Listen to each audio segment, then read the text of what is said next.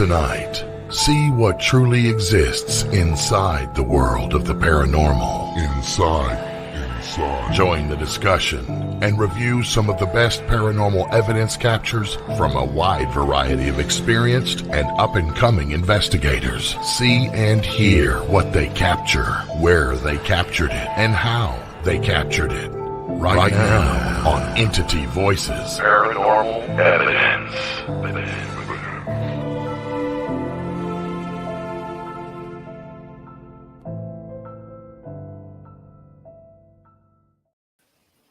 Hello, everybody, and welcome to Entity Voices Paranormal Evidence. We're us. If you didn't know, we're all here. We're all here. Yes, we're all here. Nobody fell in any gopher holes or stabbed themselves with an avocado or. How's your hand? Yeah, how's your hand? Just okay. Still there. Still there. Yeah. Getting better every day. It's months of recovery. Yeah. Wow. PT again tomorrow. It hurts. I bet. They usually tell you 3 times a week. Is that what you're doing? Twice. Oh, twice. Okay. Yeah. They start out nice because they do heat and they start massaging, and I'm like, okay, if this was it, I'd be. Then they force you to bend and bend. I'm like, oh, no. My fingers like this, then it won't. They got these little dumbbells. She's gonna sit there and go like this. It's bendable, sort of. It's getting there. I mean, it's better, right? It's moving. Yeah. That's a good thing. It's moving. Yeah. Always a plus. Yeah. More movable. Yeah. Her incision went from here in a zigzag pattern all the way up to this part of her finger. So it's like that long. So it's kind of like a Harry Potter. Yeah. I got the zigzag going in my palm. So instead of having it on her forehead, she just go whap. Yeah. Yeah. I have done that. Chris, gotta be careful when lightning strikes now. Yeah. There you go. No, it's usually in the back of the head. Just go whap. I would never. So are we going to do this and just read all the audience in here, or do I need to post? Yeah, we could shout some people out now before the show starts. While we're still doing our self-buffoonery. And while you're doing that, I want to point something out. So if you guys look at the green screen behind us. Oh, yeah. Do tell. So this is Seekers of the Unexplained Lost Souls. This is it's a mission going on. It's a movement going on, Paraunity movement going on. I Am Reveries watching too. Is it? Yep. Yeah, they're there. Yeah, in Northeast Asia, Korea, the Philippines, that general area of the world. And I Am Reverie, Apple and Reeve and good God. Bill.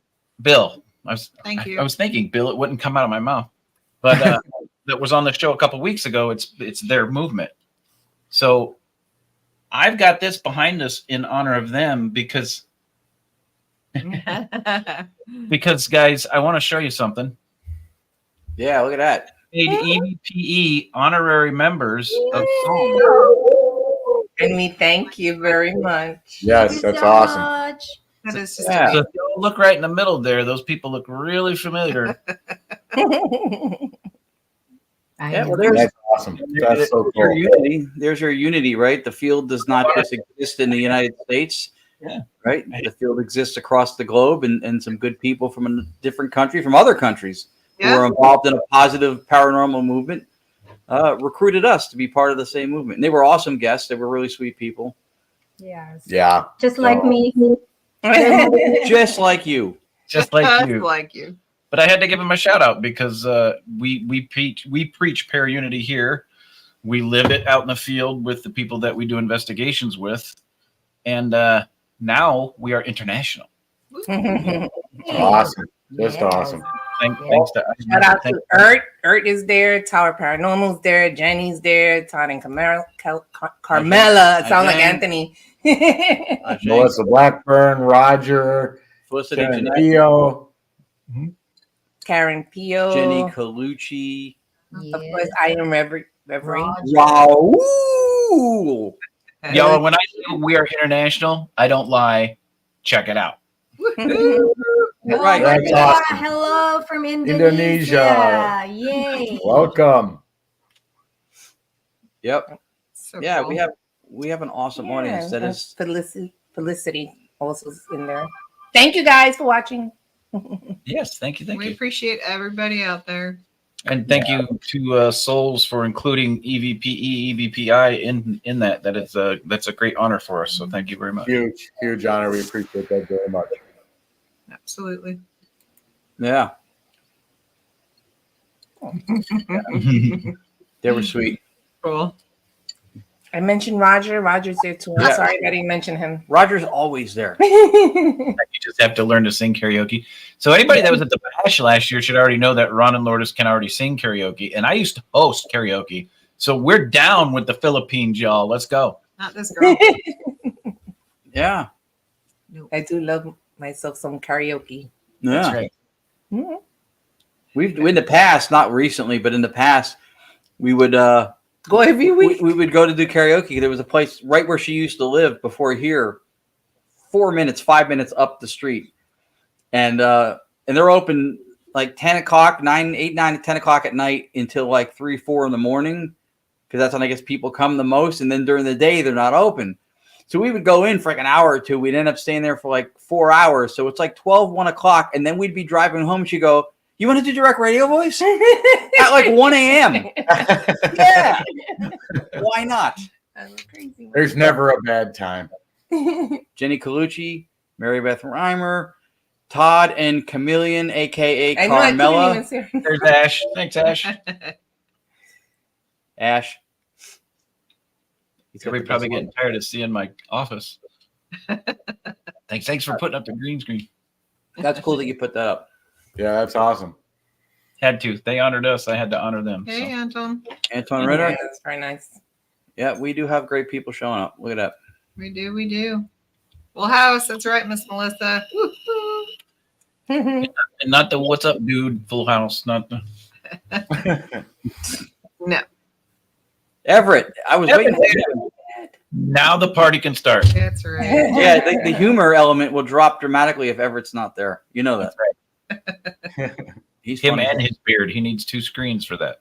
Genghis Khan also here. Fantastic. Right. Karen's always here with us. Yeah. Yeah. Melissa Blackman's here with us.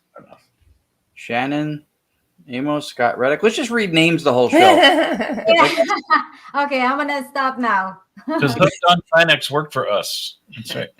It's good. It's good we do it. We've had times when we kind of strayed from it a little bit more. We didn't mean to Now, ignore the audience. We appreciate them always, but we would be so enthralled with the episode of the guests and the evidence and trying to cram it all Last in. one. There you go. Oh no, not that one. God. Hi. Scott's here. There. And in our defense, y'all, it's not that we don't love you, but thanks to you, there's so many of you. It would We be the can't hit whole them all. You're right. right. We always have a great audience, Sure though, is and so we do appreciate that very, very much. Very much. Mhm. Yeah, and you know what else we have on this show? Guests. We have guests. I was just about And to say. sometimes, most times, pretty much all the time. Okay, all the time. I've corrected myself. Great ones. Great guests. Yeah. Like tonight. We have a guest tonight. You know we had a guest tonight? We have a guest tonight. Ooh. Great. I think we planned it that way. Yeah. We would have just kept talking, and then, like, Yeah, an hour later, wait a minute. Yeah. You'd have seen him down at the bottom going, yo. Remember me? Yeah. Old people problems. Something feels missing tonight. Yeah. The guest. Guest in evidence. You guys got to do something. It's the name of the damn show. Believe me, if that was to happen, our audience will let us know. Yeah. They would. They're more on point than we are. Yeah. Mhm. Guys, we've got a really cool investigator tonight. This gentleman has been to Scotland. He is friends with Rick McCullum. He's been there with Andrea Perron. Everybody, welcome Mikey Thompson. Hello. How you doing, bud? Mikey. Fabulous. How are you guys? Good. Doing well. Yeah. We're still Thank you for alive and kicking. That always helps. So for everybody watching, Mike is a. Do you prefer Mikey, Michael? Everybody knows me as Mikey. I think is the easiest way. Yeah. Okay. Everybody has a Mikey, right? Somewhere in the family. Let's get Mikey. Mhm. That's right. I get to roll my Put me on a eyes. cereal box, or Yeah. you know. I was trying really hard not to mention the cereal box. Thank you, Larry. It's okay, though. It's every day. If you haven't noticed it, Mikey, there's no maturity in our show whatsoever. So feel free to I cut loose. appreciate that. I appreciate it. So this is near and dear to my heart because Mikey is a registered nurse. So first responders Nice. hold a really big place in my heart. So everybody say thank you to Mikey for his service as a first responder. Absolutely. So much. Thank you. Now, Mike, every time we have new people on the show, we have them explain what got them involved in the paranormal. It's a part of your bio, so I didn't read your bio because this is something that I thought I would leave to you. Okay. Well, I mean, like everybody, I was a kid, stuff happened. Mom and dad said it's nothing, go back to bed. And so there were those weird things that happened, when I was young. But I guess, so the reason why I'm here today doing what I'm doing today is because in September of 2002, my daughter drowned in our swimming pool on September 14th. And I mean, they call it an ear drowning, not to scare everyone. Like, we got her back, but she was asystole for 26 minutes. She was without a pulse. So I found her in the deep end of the pool, and I started CPR, and we got her I had to drive her to the hospital. It was a whole thing, but after I got to the hospital, and this is the hospital that I worked at the time. I was an ER tech. So this is my work family. They didn't even recognize me. I was screaming like a banshee. It was horrible. But 8 minutes after I got into the hospital, the doctor came busting out through the trauma doors with her hands in the air, screaming, "We got a pulse, we got a pulse." Oh, wow. So all that to say, they call it a near drowning, but she was gone. And for that 26 minutes, I had lost a child, and it's the worst. It's every parent's fear. So, fast forward a month later, we spent a month down at Loma Linda University with her we were back and forth. We weren't sure how she was going to do, if she was going to make it, for a month down there, but we finally got her home. And after that, once we got through that nightmare is when all of this paranormal stuff started happening. At first I thought it was like post-traumatic stress for me from the drowning, because I'll tell you guys, the night we got home and I tucked her in bed, I went to bed, and I woke up at some point in the middle of the night, and I had thought that I had dreamt that she was alive. Does that make sense? Like, I really felt when I woke up, I thought that she was dead and that I had imagined she lived. I had made that up. And so I ran downstairs to her room, panicking. I busted the door open, and she's laying there in her bed, and I grab her up and take her up to the room with me, just because it was horrible. It was like that for quite some time. But then at the same time, shortly after we got home, I would wake up to her screaming downstairs, and she was, 18, 19 months at this time. And so I would run downstairs again to get her if I didn't already have her in the room, and she would be shaking like uncontrollably and screaming. And, we found out later she was, I said, "What's happening?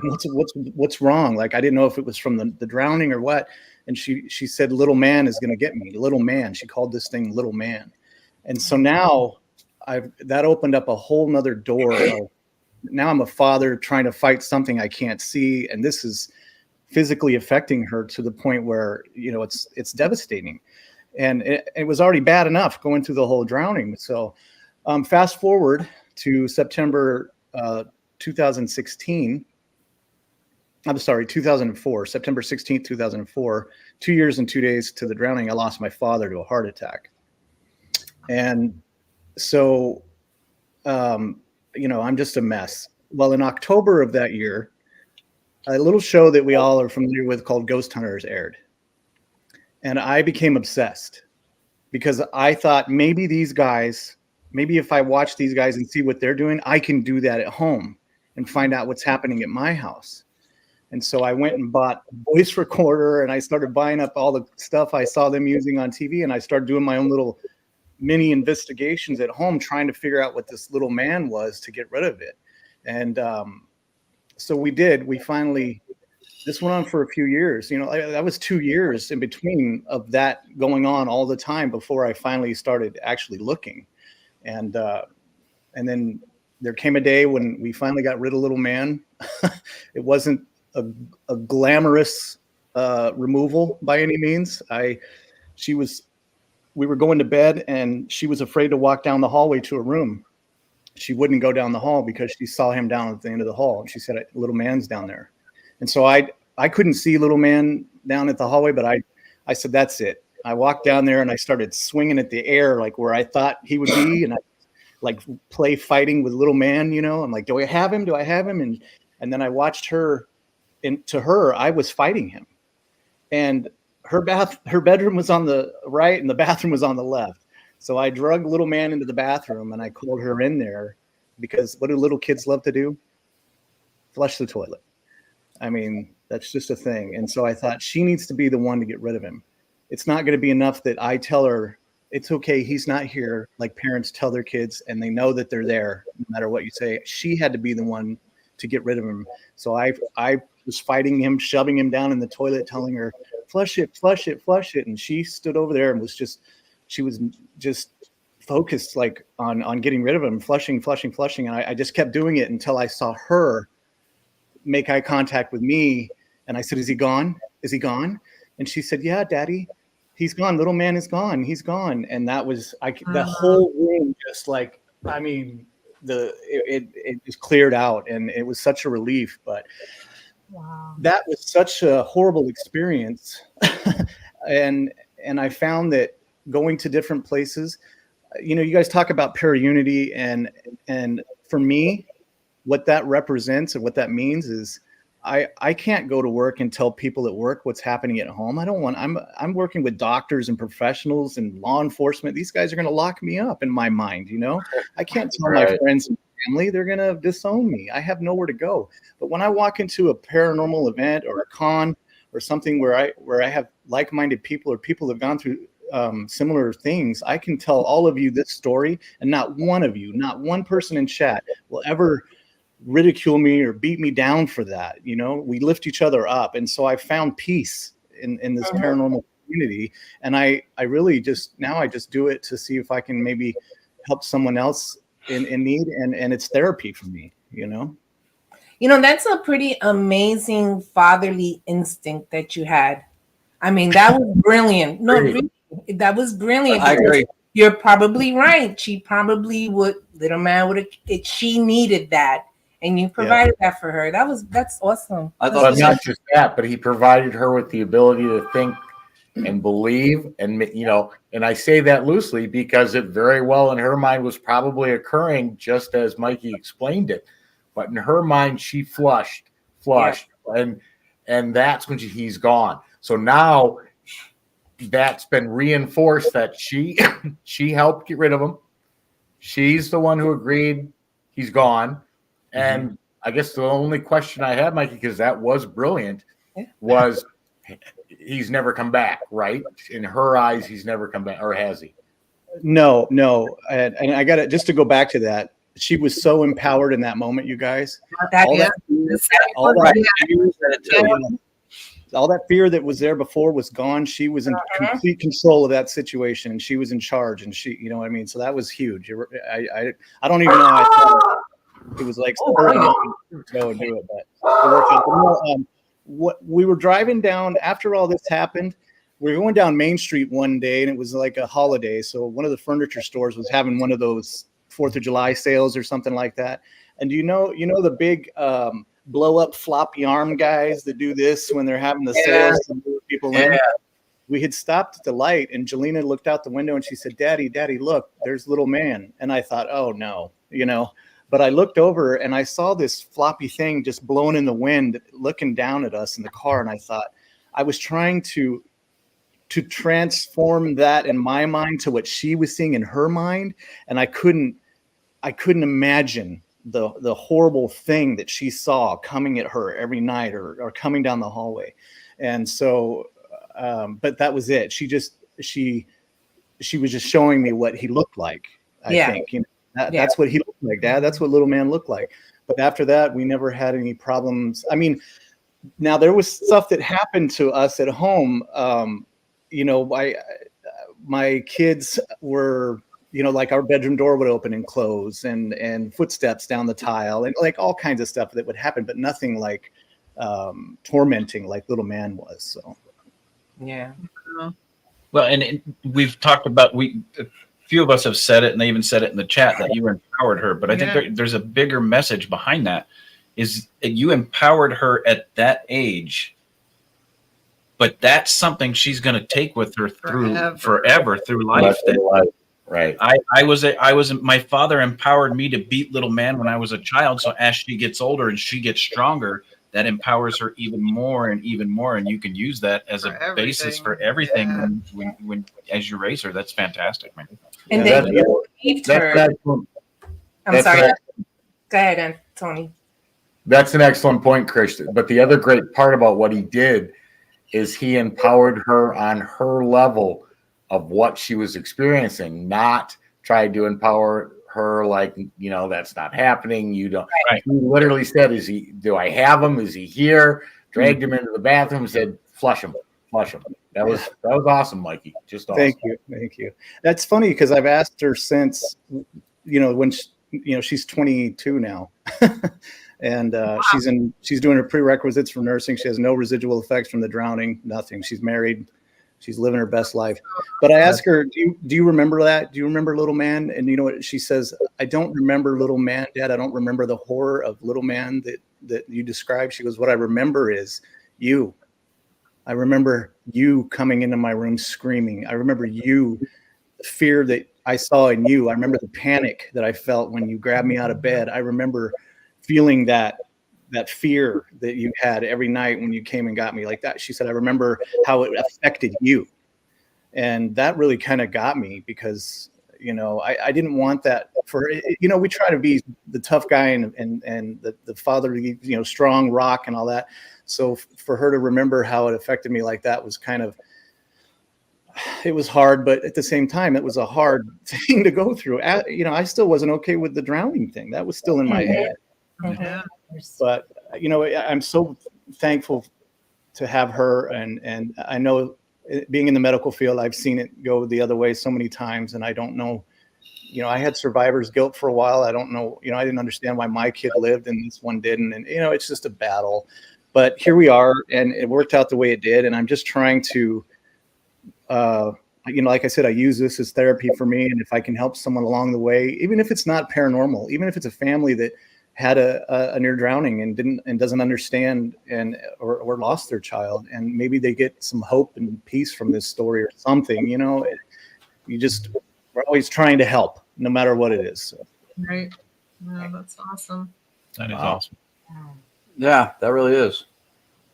That is. And with something, not only the empowerment part, but that's empowering with something that most people are not taught to be equipped to deal with. Most adults aren't equipped or won't even entertain the legitimacy of it to deal with.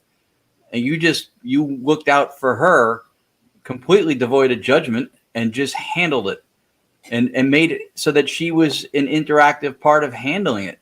Right. That's fantastic. And that memory of her, you being in a panic, that for her would tell her how much you loved her, how much you tried to protect her, you know, because at the time that she's little, she also felt that it's not like she was suffering your pain. She was like, thank you, Daddy, for saving me. And the memory, even though it's the panic and all that, but that's showing her how much you love her and is always there and protecting her. So right. So true. Well, and I want to point something out about your story, Mikey, that you're not giving yourself credit for. Most situations when parents find their child that way, they just give up. They freak out. Now, you did freak out, but your training and what you do for a living, your first response, you still maintained enough control. You started CPR. So even though she had been gone for so long, it had to have had something to do with saving her life. So I hope you give yourself a little bit of credit there, because if you wouldn't have done what you've done, if you wouldn't have did what you did and started CPR, that one small miracle chance that she had to survive probably would have been gone. Well, and we were down in Loma Linda, and I got caught in the elevator with one of the docs at like 3 a.m. one time, and he was disheveled and beat. And we were going down to the vending machine, and he said, "You're Mr. Thompson, aren't you? Your daughter's Jelena?" And I said, "Yeah." And he goes, "I just want to tell you, sir, I've read all the books and I've seen all the cases, and I've been here, I've done it all. And I can say without a shadow of a doubt that your daughter is a true miracle." And even though, yes, medically we know that it was key that she got air and she got circulation and those things that I did physically, but I promise you all and everyone in the chat, I will never take credit for that. That is a higher power that gave my daughter back to me, 100% in my mind. And I was a tool that day. I was a piece of the puzzle to help that, but I did nothing but what I was supposed to do that day to help her. That was all a higher power. That I can't take credit for that, I won't. Just walk away knowing that God gives credit where credit is due, and you maintained and didn't give up. Yeah. And that right there's a sign alone. So thank you, though. Thank you, guys. All right. Now that the whole audience is in tears, and no, it's a happy ending. I know. Yeah, it's a happy ending. Yeah, thank God. Melissa, y'all made me cry. We do have I think maybe an exclusive. I don't know that I've ever shared this publicly, but one of the clips I sent you, and I don't know if this is the right time to mention this or not. I'm sorry if I'm we'll get ahead of myself. But one of the things that would happen when, like, I would bring Jelena up to the room with me, and I'd have to hold on to her to know that she was alive, and she'd sleep in the room with me. There were times where I'd wake up in the middle of the night because I thought I heard someone talking to me, and I thought it was their mother, or her mother Julie had come home from work and was yelling upstairs at me or something. So I'd be like yelling back, "What? I'm tired." And I didn't hear a response. I'm like, okay. So I try to go back to bed, and Jelena would say, "Daddy, Mommy's not talking to you." And I'm like, oh, okay. But someone else is.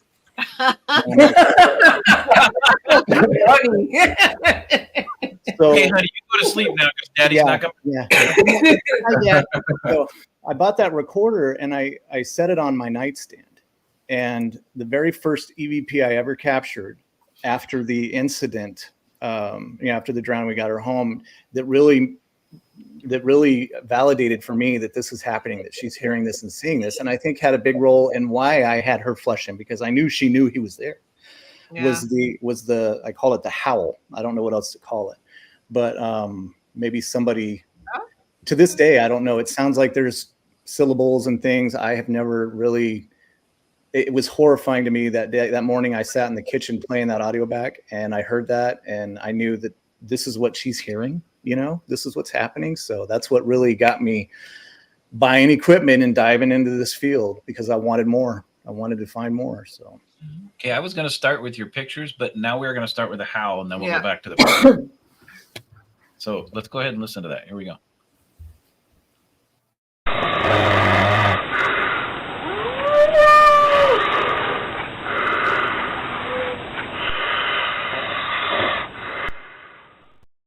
Obviously, that's me snoring in the background. Wow. I was trying to figure out what that was. Play that one more time, Chris. Heavy breather. I thought that was the EVP I had of Audra snoring there. I thought it was Darth Vader. For the first time in evidence history, the snore was not the most disturbing part. that howl was something. Yeah, play that again. Right. Pay really close attention to that howl. It almost sounds like a cry. Okay. Here we go.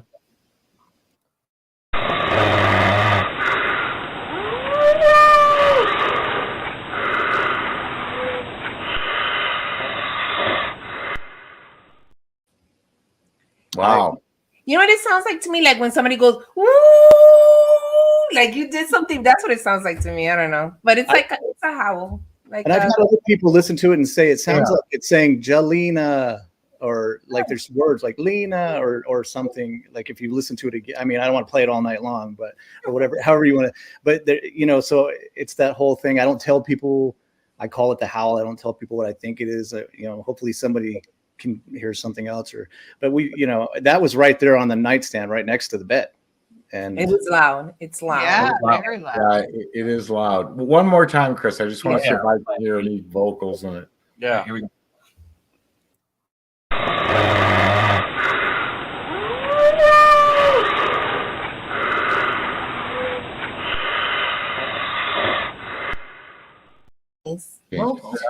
There's definitely pitch change, and that pitch change, if you listen to it fluidly, kind of sounds like it, but I'm not hearing any vocals in it. Okay. No, but I thought I heard it a second time lower. Yes, there's a little yeah. There was something else after, yeah. We're gonna be on this one all night then. One more time. Sorry, Chris. Do you really want to? Okay, we can. That's no big deal.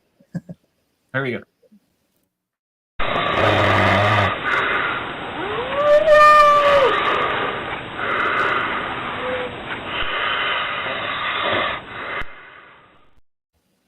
The higher pitched, louder, kind of has that banshee sort of scream. Yes, there is something underneath. There is something right after it. Yeah. Almost like a little whimper at the end, right? Like a little.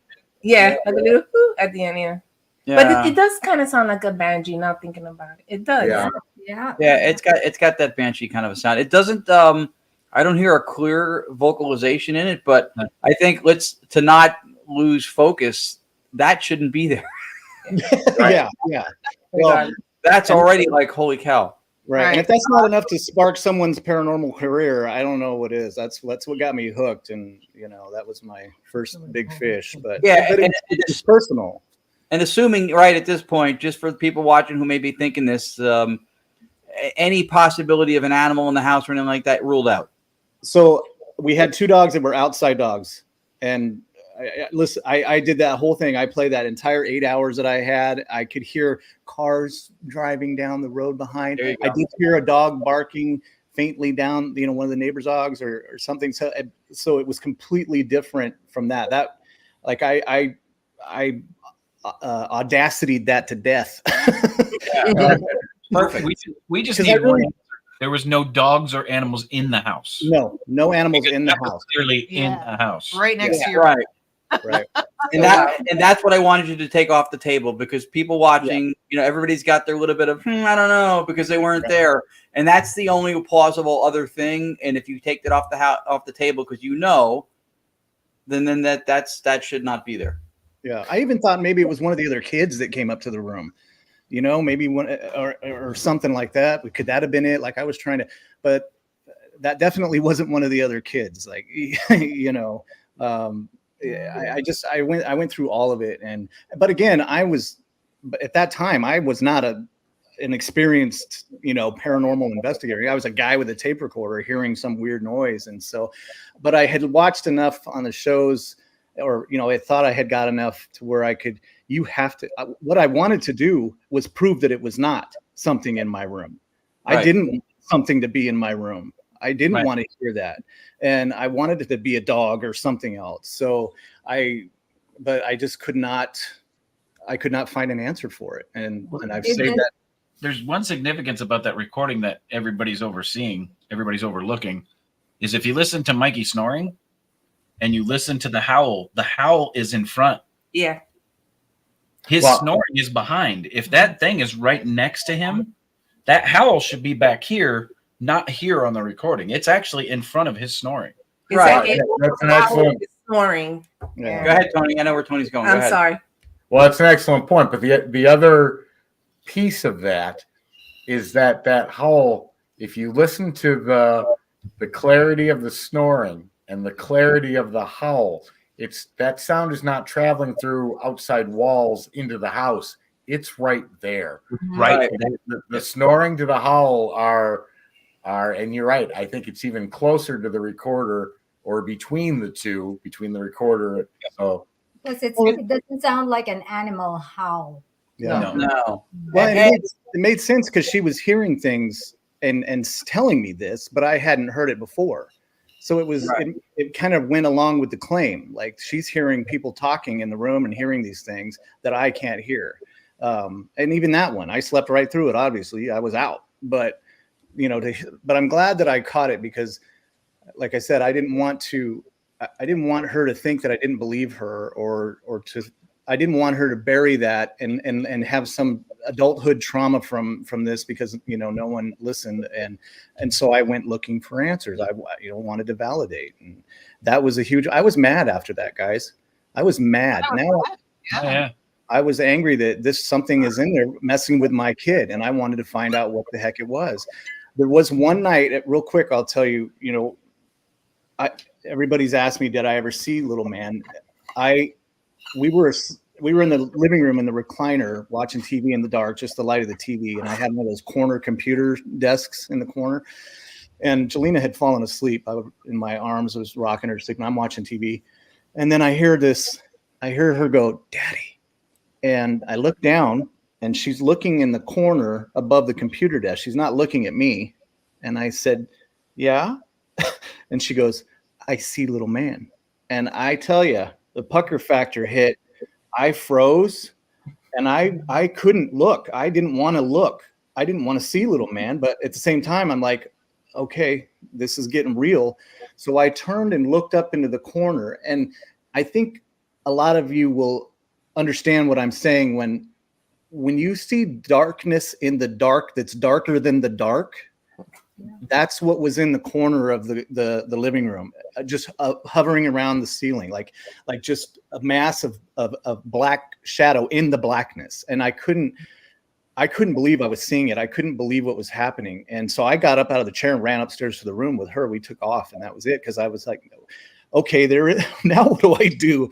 Do I go get a ghost trap and slide it under there, or hit it with the stream? Like, what is happening? How do I get rid of this? So that was the only time I ever physically saw anything that she had seen. But was that before the flushing or after? That was before. That's what I thought. Okay. Yeah. Okay. And the howl thing, incidentally, too, just to kind of add perspective, is it may not necessarily speak to proximity to the thing that recorded it. It could be a resonance thing also, where if it resonates higher, it's louder. True. And it makes us through recording be perceived as being closer. But I think what they were, especially what Chris was getting at, was that it was louder than you. Yeah. Like it was in your chest, yelling in my face or something. Like, yeah. And it didn't wake you up. Well, perhaps his snoring created some kind of a white noise that. I thought about that, but the howl. I thought about that too. Lord, yeah. And because it sounds like it's on top of his snoring. It's on top. I thought about that. I'd have to. I mean, I don't know. I'm just. Dare I say, hear it again? Okay, one more time. Because if the snoring is continuous and starts before that, you have a case that possibly there's a stochastic resonance element to hearing it. But if it's established in between or without that, then maybe, is there a fan going? Something else creating a white noise could work as an extender, like for Wi-Fi, where a sound wave kind of runs out of steam, but white noise generated from like a fan or something mechanistic can give it a little bit of a boost, so the propagation will go a little further. So that's a possibility, for not that it's taking something from far away, but something that maybe resonated lower than hearing became detectable. Right. All right, one more time. Here we go.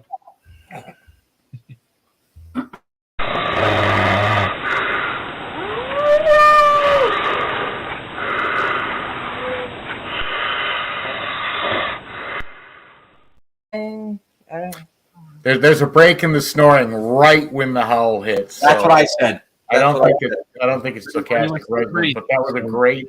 Not from the snore, but it could have been from a fan or something else for the same reason. Something else, yeah. But if it overpowered his snoring, like when. Well, resonance is not overpowering. By definition, resonance means that it's at an equal vibration. No, but I know, but when we talk about the white noise and the you guys talk amongst yourselves. We're gonna work and this the out. replacement.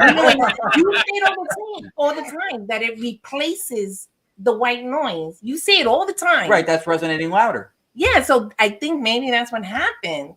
I mean, it could be or No, not. I got but you. Right. If it's the snoring and it's not, I it got it. resonated higher. It could have overpowered his snoring sound. Understood, but the base layer doesn't drop. The base layer would stay the same. The resonance comes from like the hull being on top of it, which would raise the hull up, but your base layer would still be at its equal value, and his snoring clearly breaks. We don't get the base layer elevation with 'cause I could Stratacom still because hear we it. removed that layer of it. I could still hear his snoring, but it's just not as loud. Like I could hear his breathing. I can throughout the whole thing. Again, if there's an air conditioner or a fan or something running, this is what we do, Mikey. No, I love it. I love it. That's what we got to do. Something else. I thought at one time I thought maybe it was a nostril whistle. You know, I couldn't figure it out. But you may have a whole new career on your hand if it's and record. Or you need to blow your nose and trim your nose hairs, Mikey. Yes, all of the above. All right, let's get to the pictures. Let's start with this one. We can talk during the pictures. Okay. So I wanted to present this one to you guys and see what you thought. So the story behind this is from Rancho Camulos in Santa Paula, California.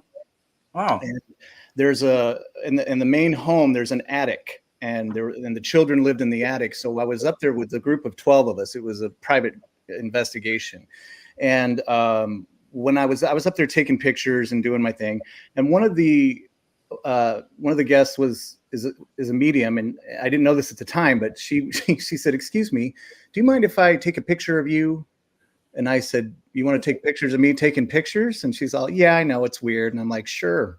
So we did our thing, and we all left that building together, and we made our way to another building on the property. Well, as we were walking around on the outside, my buddy Steve pointed up to that attic window and popped that picture, and we just kept on going. And so this is from the downstairs or outside of the house, looking up into the attic now. And to me, it seems like there's something peering back out at us as we're walking by, and it doesn't look friendly, but I can see it. Yeah. So how far is that from the Glen Tavern? Oh, it's maybe 20 minutes, 30 minutes from Glen Tavern. Yeah. So we're in New Jersey, like you mentioned in the beginning of the show. Tony and Sheree by Phoenix, Chris and Audra, North Carolina. I started when I lived in LA for 14 years. So I've been to the Glen Tavern a few times. We went once to visit, and I took her with me as well. Yeah. So that's why I was asking. I didn't know about this place, but Glen Tavern's fascinating. Well, you drove past this to go to Glen Tavern, and yeah, Glen Tavern's a whole nother. I got a good clip from that one. But yeah, I just thought that was interesting, and I love to get other people's opinions, because if it's nothing, I want you to tell me, oh, that's a coconut from that tree in the window, or you know what I mean, whatever it is. I'm not claiming any of this to be paranormal. I just thought that it was an interesting catch, and the reason why another reason I use this is because later I showed this to the medium, and I said, hey, do you see anything in here that may resemble what you were trying to take a picture of upstairs? She goes, yep, I'd seen that guy before on different investigations here, and I felt like he was up there again, hanging around you. She said, I was trying to catch a picture of him, but she goes, that's about what it is that I'd seen before. So the only thing that makes this difficult is this is an older window. What year was the house built? Oof. Yeah, I don't have the exact date. I'm sorry, right off. Chris, you know what I'm thinking? No. Think about and at perfect timing, there's Scott Reddick. Think about a couple of the pictures from Piedmont from the Montgomery house. What did they do to a couple of those pictures? Oh, the contrast? Yep. I'd be curious to see a contrast change on that, because and if anybody wants to take it and do that, that'd be great, because but I thought it was a cool piece, something that we caught just on a. I think it's pareidolia. Oh, you can do it right now. Yes. Could you? Yeah. Oh, okay.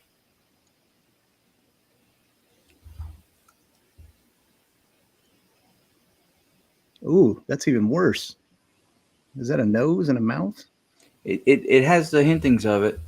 It has the hinting of it. The only thing that kind of pushes me away from it is if this was late 1700s, early 1800s up to about the 1900s, These would have been handmade windows, and this bottom piece you see here is approximately 6 to 8 inches. And that is sitting there because, so everybody thinks that glass is a solid surface. Glass is actually always in a liquid state. It's never completely solid. So if you take the glass that you make nowadays and you install it in a window, you'll notice the bottom frame of the window is always thicker and the top is always thinner. And they did it big time in the old days because glass was even more of a liquid state then than it is now, because we have a lot better technology and processing than we do now. So what happens is over time, that liquid state of glass, it slowly melts, kind of like, and so over time, the bottom portion of the glass will get thicker. So the reason they would make these bigger, thicker frames down at the bottom is so as that liquid state goes down, it still supports the window, but at the same time, it supports it enough that it doesn't create a flex at the top to where the top is going to break. Okay, so that could be like a matrixing thing or something happening there with the glass. It could be two different things. And the reason I say that is because if this is about 6 to 8 inches, that means the overall size of this window is about 2'8" by about 48 inches tall. So if you put it in perspective of the window, that would make this face only about 8 inches big. Unless he was standing back. That's what I was going to say. Right. Accounting for depth. Yeah. If accounting for depth, he could be further back in the room when the picture's being taken. Can you zoom in any closer on it, or is it? Oh, yeah, but it'll start to pixelate. That's Yeah. But the bigger question is did you use a flash when you took the picture? No, it was outside, and it was it's actually an IR camera, or it's a Bell and Howell point and shoot, but it's got IR capability. And I got a text from a friend saying that it was this property was built in 1853. That's a good friend. And that's outside, right? Because is that a tree? That's what I wanted to ask. What are we actually seeing? Is that just streaks in the glass, or is there actually something reflection of a? That is like an old dying palm tree or something. Those are palm leaves that are there. Okay. I think that tree's gone now. Actually, I think because it wasn't in great shape when I was there. But so yeah, there was a tree outside the window.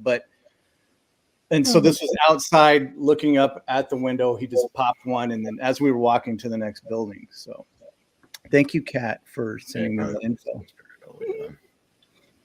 So yeah, it just, it was one of those things. And I love this though, right? Because this is kind of, to me, this is what it's about. I'm not going to slap a look at this demon looking at me in the window sticker on this. Right. And I'm not, I would never, I want, other people smarter than me that have been doing this a while to look at it and break it down like you did, Chris. I think that's brilliant. And I appreciate you guys taking the time and educating, because it's important that we. Don't worry. But I'm going to throw another curveball at you. Okay. Oh, let's put it back to the original exposure.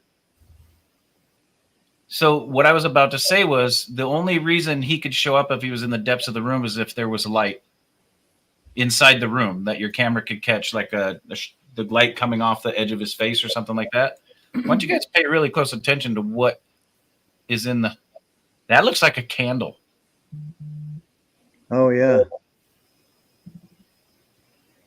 See it? I never even looked at that. It does have the hintings of it. Promise you there were no candles in the attic. Lit.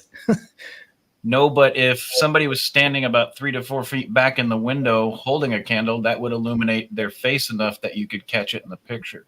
That's true.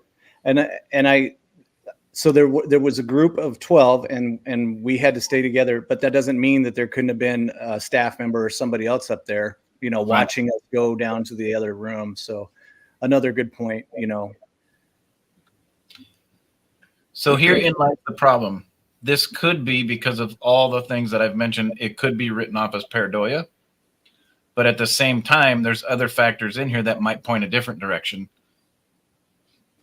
You'd have to have a series of pictures in the same exact spot. Yeah.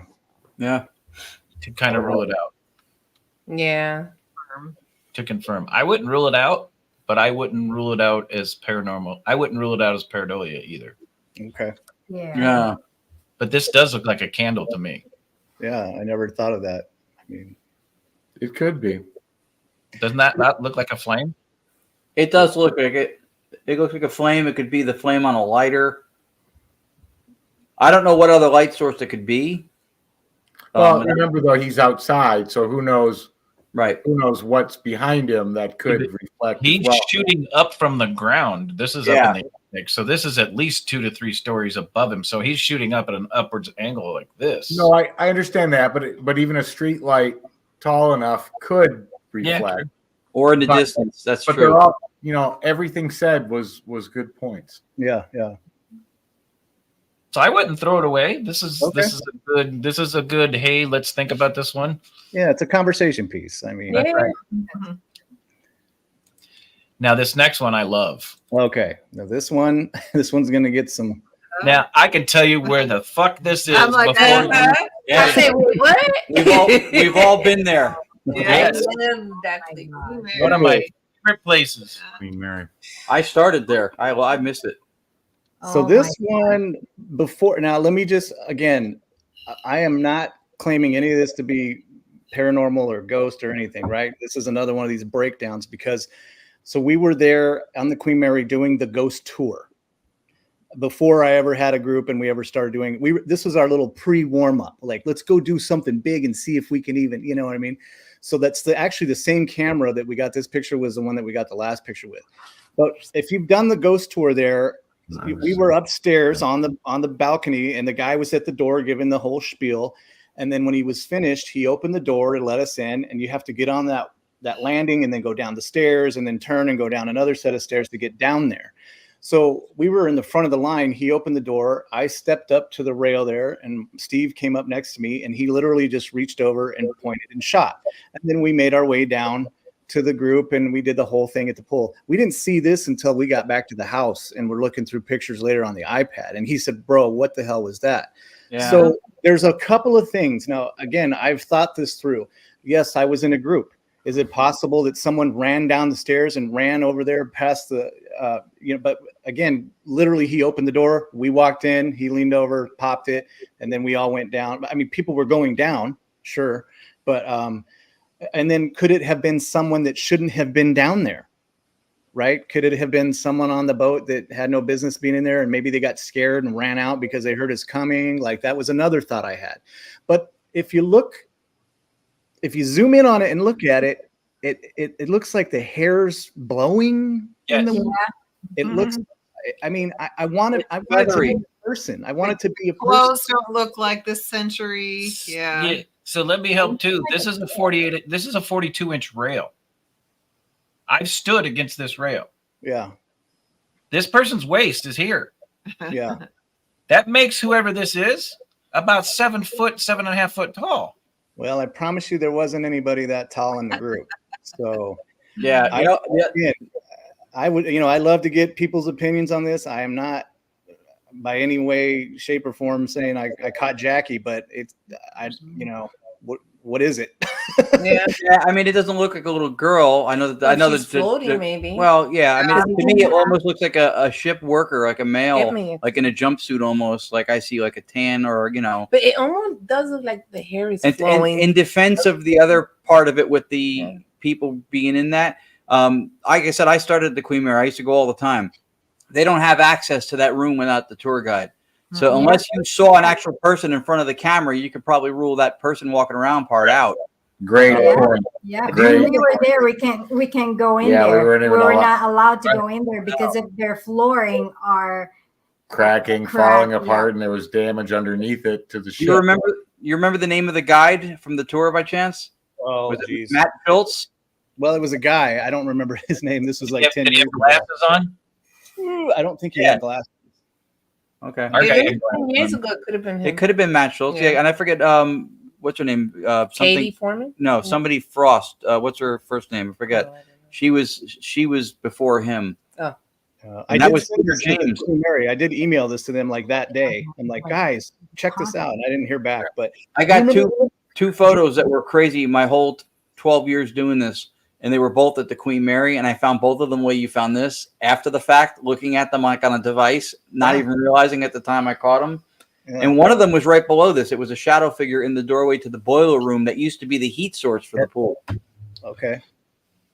What I can tell you, what I know from the Queen Mary is there's nothing on this. This is that stairwell right here, right? That goes up. Well, yeah. So there's the 2 stairwells, and that's above the changing room. But I was going to ask Ron, do you remember how many when you came out on that landing from that hallway out there? Do you remember how many flights of stairs you had to go down to get down to the pool? Is it 2? Isn't there like a flight and then another landing? Yeah, and that's actually the opposite side of the changing room. The ladies' changing room is on the other side of the diving board. Okay. Right, the diving board's by the other side. So if you follow that little railing, like the wall behind the person, the image of the apparition, that little like angled arch, that's if you follow the slant up, that's the way the stairs go. And there's a landing, like a platform, and then there's another stairway that goes off to the right. Yeah, because I thought there's no way anybody in our group would have made it down there in the time we got that picture because we went in first. Probably not. Right.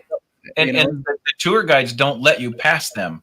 They lead you down. They don't let you go down there without them. Yeah, that's a good point too. Especially because it's dark, And I got the shadow figure picture. That was part of my same argument. Was that they let us into the gallery going into the boiler room area, and they opened the doors. The security guy opened it with a key. That nobody could have been ahead of the door. Right. Okay. Well, and I can tell you, there's nothing on this wall. That wall is just white. He's right. It's all tiled bricks. Yep. What's really weird is when I was 15, my first experience of the Queen Mary, right about this area here is where I saw the wet footprints. Oh, wow. Oh, you know what? Someone in chat asked too about, is there someone behind her to the right of her? Is there another? Like a mist right here. Yeah. Well, that's what I was going to say is that if you look into the blackness of that background, it almost looks like something else possibly still forming, whereas she is maybe twice as formed. But even she, now I realize there is some fuzziness and blurriness to the photo itself, but she is much more blurred than any of the rails or the. And her left arm is transparent. See the arm right here? Or not visible if it's behind her, but it almost looks like tucked into his pocket. Yeah, the other arm looks like it's either in the front pocket or thumb in the back pocket. I don't know, but you can see but you can clearly see that arm. Yeah, I know it's highly speculative at this point, and it does not. It is. It does not take away or add to the value of this capture, which I think is awesome. But there's a difference. We're having different interpretations of gender. I caught it as a male worker, like almost like the zip up, jumpsuit kind of thing. Cherie sees the same thing. Some of you are saying she. Maybe a contrast thing again would maybe clear up where you could see something that delineates gender or the hint of what gender is in this picture. But I just wanted to kind of preface that with the fact that this is already amazing. Even if it's transgendered, it doesn't matter. Right. It really brought up the thing in the dark, though. That whatever you did brought that one behind it up. Right. That's what I was just pointed out to Cherie. I'm like, now look at the haze. Look at that. Yes. So whoever saw that in the background was pretty good because that was Inspectors Paranormal. Nice job, guys, for calling that one out. Yeah, Genghis also sees the jumpsuit too. Yeah, that's what it looked like, a ship worker. But you can't zoom in now, right? I'll make our max screen out. I was looking at the comments. To me, I'd almost say it's male too, because it almost looks like it has a high collar and a tie. Oh wow! I still see a girl. I think you see that because I can't tell if that's the continuation of the hair or if that's a discoloration of the wall behind this figure. Yeah. Zoom in again, Chris, so that we can see. Look, you can.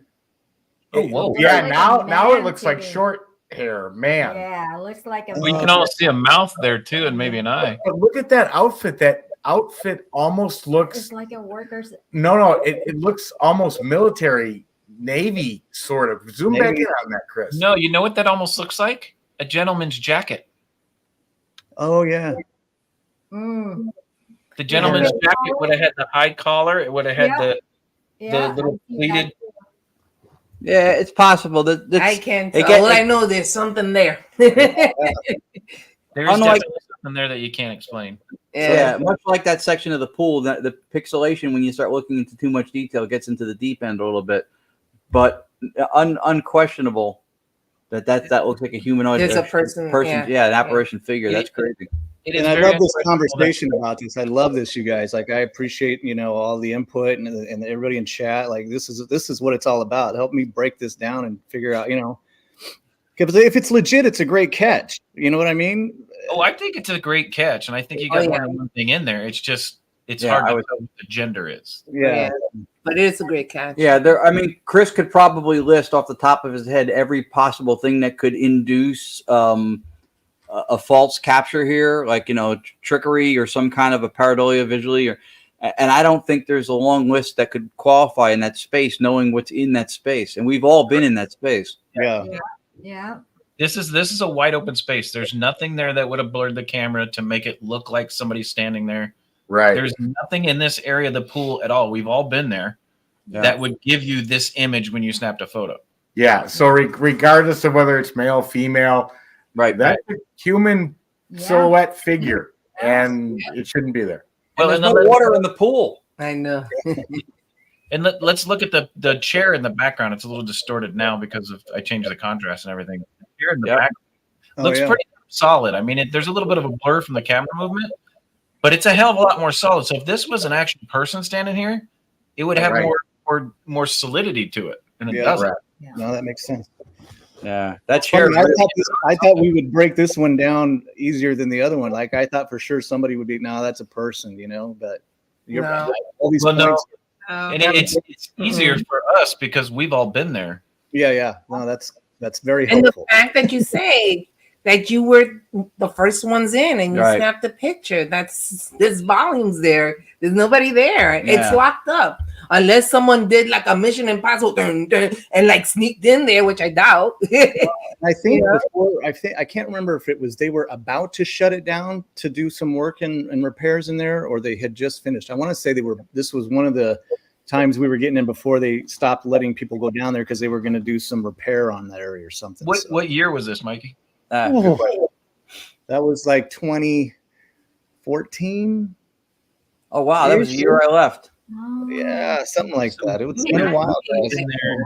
I mean, Matthew. I'm sorry, Matthew. It probably was Matthew Schultz. He was that heavyset guy, blonde hair. Sometimes he spiked it up a little bit. He had glasses. He did great tours. Honestly, when I did public investigation tours, and I never ran a location like Tony Shree and Chris and Audra did, but I helped a lot of teams run stuff. I learned how to interact with the public and how to make it fun for them and engaging regardless of what you would capture from watching him do it. He did a masterful job of working with the public. So if that's the guy, I wouldn't be surprised. And he knew the turf really well too. Yeah. It might have been. Audra and I did our investigation April of 2016, and they hadn't closed the pool yet, but we heard about a month or two after they did. Oh, okay. Yeah.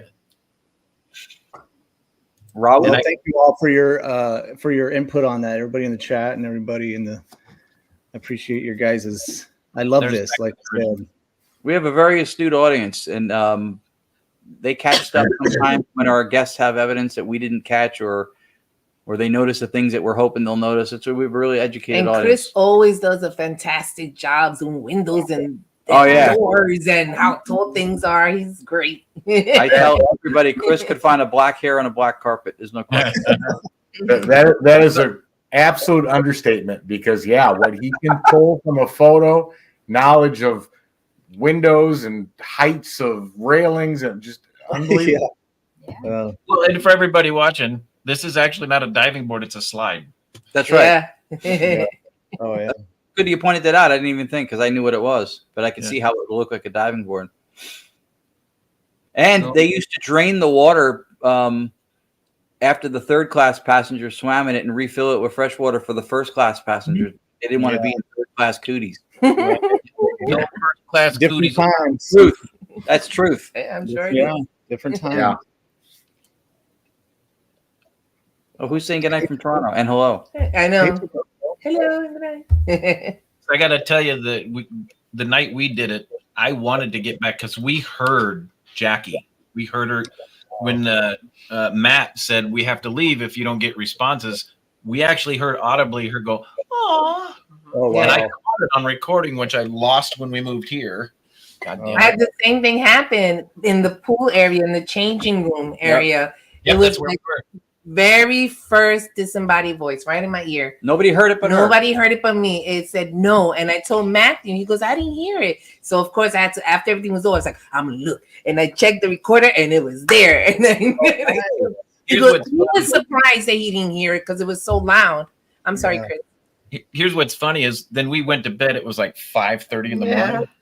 And you guys know I don't sleep very well. I got up at like 8 after about 3 hours sleep.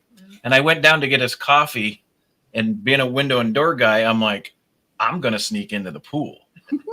I want to get in there by myself. And you know how you come out that top door that they take you up to the top level and you come out that top door and it was just a regular door? Yeah.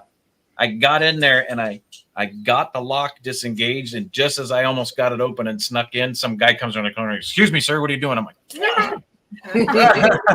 yeah, breaking and re-entering. Yeah. All right, we got some great stuff from Mikey. Yeah, that was cool. And we all had that kind of take us back emotional moment. I love we all love the Queen Mary. Yeah. I started there. I used to go every month. I used to go back every month.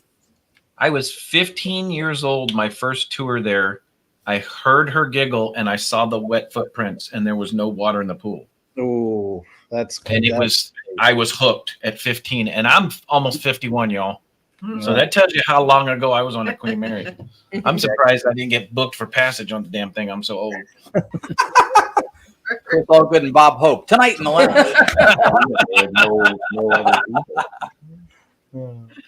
All right, so the next clip we got, Mikey, is Aerith Get Out.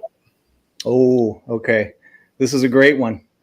And yeah, so we were in Aerith Castle, and this was where we were out there with Rick, and we had we kind of got a little investigation. We decided to walk out around midnight to the cemetery, because why not? You're in Scotland, and what are you going to do hanging out in a hotel, right? You got to go explore. So we found a local cemetery there in Aerith, and we walked around.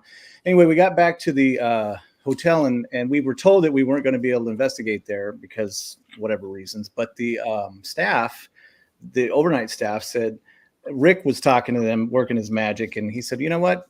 Let's go walk through there. I'll let you guys in.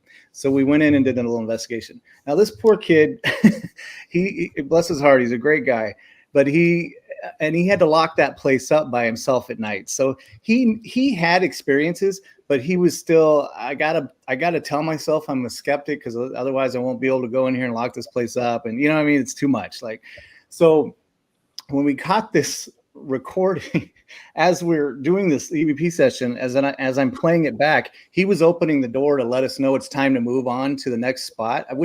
Rick said, I wish we had a camera on this. This is perfect Hollywood timing. And we all hear the get out, and he says, well, all right. And he turns around and he walks right out of the room. That was his cue, but that's why this one was so fun, you know? All right, let's take a listen. Here we go.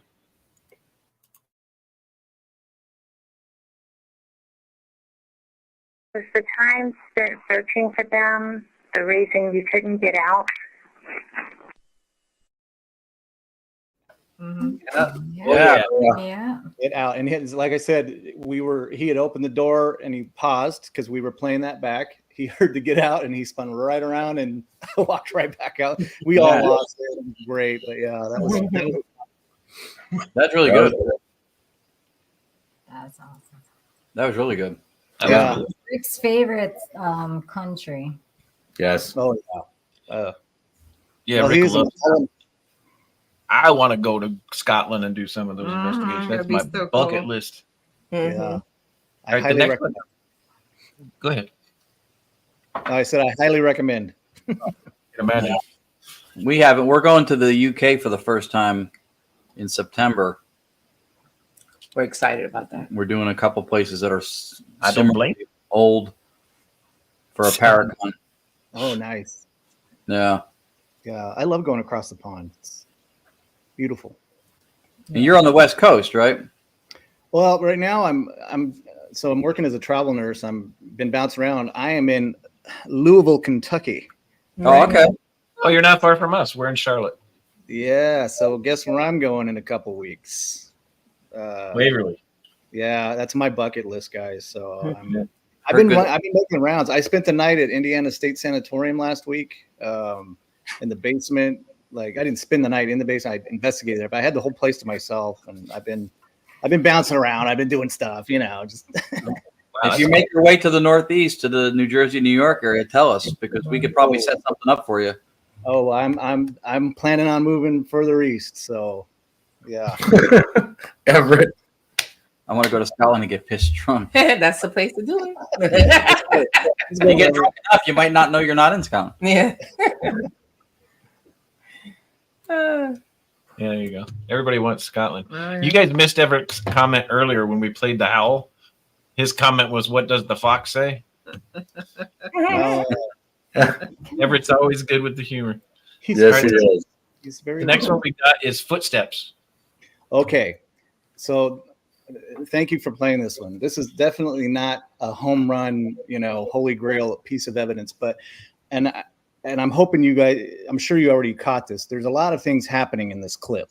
There's a couple things happening in this clip, and the reason why I wanted to share it was because I wanted to get your opinion on it. But I think it's important to see things like this because it helps me to understand what's really going on in an investigation and make sure that you've got everything going, like the recorders and all the equipment out based on the claims or whatever you feel like's going on. But how else do I, without rambling, describe it without you just playing it? But you'll see what I'm talking about, and I'll explain more after the clip. Okay, here we go. Okay. Was that you next to me in the bathroom the other day? Scaring the crap out of me.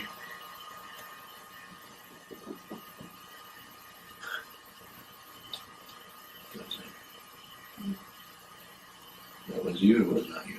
It was my glasses stripping.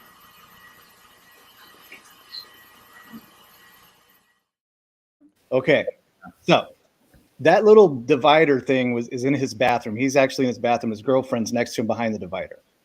One of the things that was happening to him is he said that there's a child. Okay, before all this was a private residence. I have 100% had full blessing to use this to share. I don't blast private residence stuff on. That's extremely personal. And I made sure 1,000 times over that this gentleman was willing to share this, and he had no problem doing it. So just throwing that out there. But so in the clip, was everybody able to hear the footsteps? Yeah, absolutely. Before you go any further, and I heard you mention something about a child, but if you hear how quick each step comes, they're tiny legs, and that child is probably running. If you hear the pattern under which that they get reproduced, like and his claim is that he could see the kid looking at him through the slats in that screen. Oh, okay. But if you listen to him, he laughed and he kind of said, I think something's wrong with my glasses. But when I talked to him afterwards, he said he felt something brush his leg and he saw something out of the corner of his eye, but he never heard the footsteps. Huh. We caught the footsteps, but didn't catch anything running by. So to me, this is an interesting piece because all of this is happening real time. For some reason, we're catching audible footsteps, and he's seeing something move in the periphery and actually felt something brush on his leg or run past him.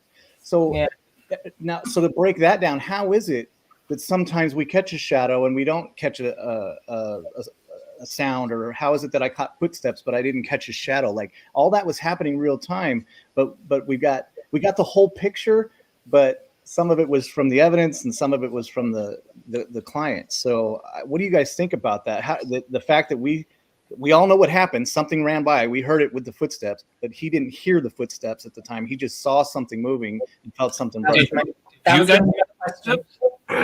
Sir, did you guys hear the footsteps? I know on review. This was just him and the girlfriend and they're doing their own thing. We weren't even in the room. That was during review. Oh, okay. But he's saying that the gentleman said he didn't hear the footsteps. No, we were talking about it afterwards, and I said, as a matter of fact, that's what made me go back and rewatch it and listen to him, because I'm trying to hear what he says, and he says, "Oh, there's something wrong with my glasses," or something, because he told me I saw something move by, and I felt something go by me, like brush my leg, but I didn't hear any footsteps. Okay, but here's the really interesting part about it. Is the description of you saying, and he's the one who experienced it, so he's the experiencer. His senses are picking up what he is physically explaining to you that he experienced. But the part that's the biggest tie-in there is that regardless of whether he heard the footsteps, he said he thought there was something wrong with his glasses and thought something ran by, maybe brushed his leg. I'd like to watch it one more just to hear when he reacts to that compared to when the footsteps are heard. But what he was experiencing, part of that was captured in the audio recording with the footsteps. So there's a really good tie-in between what his sensory perception was giving him, regardless of whether it was caught on the camera or anything in between.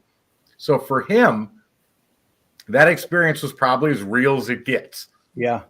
And the audio on the recording backs up some of it. So right. How is this someone that you know well, or is just someone that reached out to you? And he's actually an old coworker of mine, and doing a little research, found out that area that they live in, there's another guy that lives down the street that was having some weird stuff happen in it, and it's all that land was part of the Spanish-American War. People were coming up the hill, and there was a lot of stuff going on in that area. So, as a matter of fact, his son had ran into a girl that lived down the street, and she said, "Oh, I remember you. You lived in the haunted house." And she's all, "My house was haunted too." So it was kind of like a thing in that neighborhood where people were experiencing stuff. But the reason why I ask, and I'm not questioning, his person or anything. The only thing that I would think that people would question is because you can't see one of his hands. It's behind the partition. Okay. And the fact that she's behind it. So I'm not saying that he did that, but I could see people saying, well, he may have tapped it, or she may have, Right. Absolutely. But other than that, I hear the footsteps. If I can, before Chris plays it, I want to speak to two things. One, everything Tony said, I agree. If you have a correlation between what he experienced through his sensory input, and then it matches, especially in timing, which is why Tony was going for, which is brilliant. The steps and the footstep sounds, then you do have something that correlates the overall experience, which I'll speak to in a second. For what you're saying, the only reason I would not take a deeper interest in that is because they didn't hear it in the moment. And to me, if somebody was tapping on the time, he wasn't there. It was only the girlfriend and the guy. This is just footage that they gave you. You said no. This was I had set the cameras up. We were off, and we had broken up into different parts of the house. Okay. So he and the girlfriend went in there because that's where he was seeing the kid. We went into the other kid's room. A couple of the other investigators went in another part of the house. But I had set up static cameras in each spot where he said, he saw stuff. So I was recording that area because he said in the bathroom through those slats is where he sees stuff. So all right. So again, I'm not saying that's what it is. I could see people saying that. No, I'm not saying that. Your point stands now because I assumed, knowing you set the camera up, that somebody stayed in the room for it. But yeah, when we play it again, I'd actually see the same thing that Tony did too, because if he did see something out of the corner of his eye that moved and felt something, then something impinged upon his perception that he picked up. Now the sound, maybe they didn't hear. But that's what sometimes our mechanisms, our devices do. They don't give us extra sensory input. What they do is they modulate the experience to within where our sensors can pick it up. So that's why on playback you hear it, in the moment you don't. Because and that's why I wanted to see when it looked like he may have reacted to something running by compared to where the footsteps are heard. Perfect. Yeah, I agree. Yep. What did Raul say when you go in? Andrea, being the eye expert here, she said this is called the pinhole effect, is what Raul's saying there. Oh, okay. And that's a possibility. I thought that was a really good point. Mm-hmm. Yeah. So yeah, play it again, because I actually, what Tony brought up was I found intriguing. All right, here we go. Was that you next to me in the bathroom the other day? Scaring the crap out of me.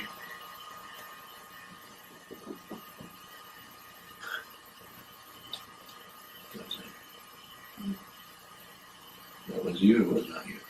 Was my glasses stripping?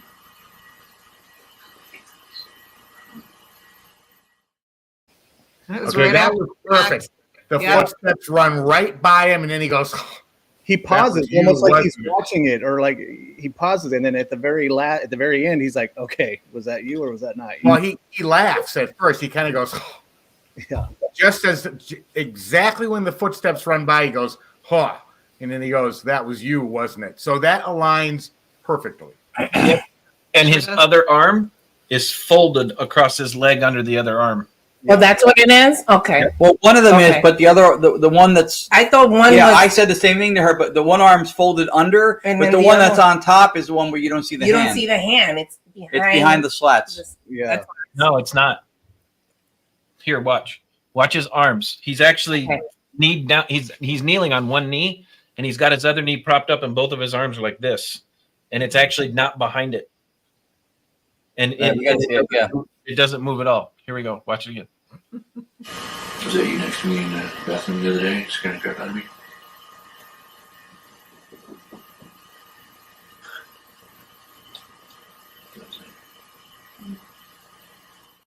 Yeah, his wrist on his right arm is behind the slats. Right, but he doesn't move his hand at all. So if but she's also behind the slat. Yeah. Isn't she? She's also behind it. So I'm not saying that I could see how people would, I'm not saying that's what it is. Yeah, and that's why we do this again. Now, because I know him, I would vouch 110,000% that that's not the case, but that means nothing because you're absolutely right. We don't know what happened or didn't happen behind that curtain. I think, though, because again, we all know that when we're investigating, we see the night vision, and to us watching TV, it looks like it's bright as day. They're in the pitch dark. So I think that if something was tapping behind him in the dark like that, he would have reacted to her, maybe. Unless they meditated this thing. But like you said, you're going down a whole nother path with that. And I don't believe they would do that. But again, and that does count, though. I mean, that does count. That does count because that's where integrity comes into play, and we're all subjected to that. If if that's someone that you vouch for, then that does matter because you're the one presenting it. Yeah, but Tony did say that it sounded like a child, somebody little running across the floor. Yes. We've got a way to verify that. Yeah, me. Ron, can you run back and forth behind No, but even though nobody heard those footsteps until the recording was watched, they are there, and they do sound like a child. Yeah, you're absolutely right. Yeah. Oh, come on now, Tower. Yeah. Raul, spreading the hate through humor. Good shit. So with that being said, let's go to the next one. This next one's about 2 minutes. This is the McKay Mansion. This is pretty good. Okay. So yeah, we had, now you're going to hear some crazy stuff in the background. That's my kids. This is like their first time investigating with me at Mackey Mansion in Virginia City. This was around Halloween. And so they're decorated for their Halloween thing. But it's important to note that there are a lot of motion activated animatronic things around there. Okay. And this particular area, we were not allowed to go down. The dining room is down there, and they had that area blocked off because I guess the apartment that the caretakers stay in is in that area too. And they had all their Halloween stuff and all these props and everything out in that area. So they had blocked it off so we couldn't go investigate in that area or go down. You could walk down the stairs and go down there. But really, there's a door that comes in, a stairway that goes up. You can go right in the dining room, and that's it in that tiny little space. So it'll kind of make sense here. You'll see. Kind of creepy. Kind of creepy. Yeah. All right, here we go. In the stairwell, there's a young girl or a young child they thought they captured.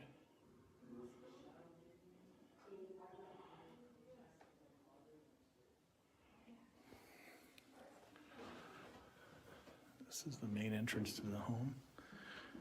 And then we've got another steep staircase going up top where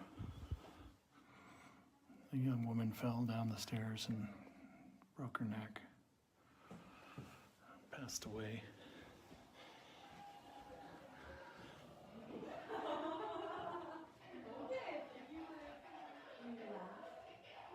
Hey guys. Yeah. Linda's going off. Do you hear her? Oh, how did that happen? She's motion sensitive. Yeah, she's motion sensitive. What? Yeah, she's going off all by herself. That's awesome. They have a. Think. It says think. So this animatronic is motion sensitive. What? Oh. Okay. No one's down there with you? No. Light. Think it wants the light off. Squeeze. Wow. Well, that was cool.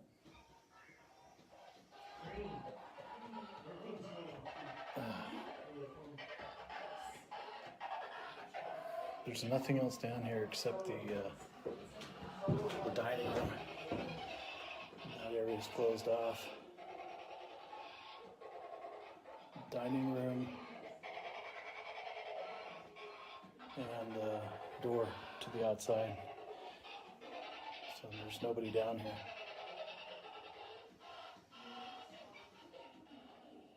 I'm just extinguishing some of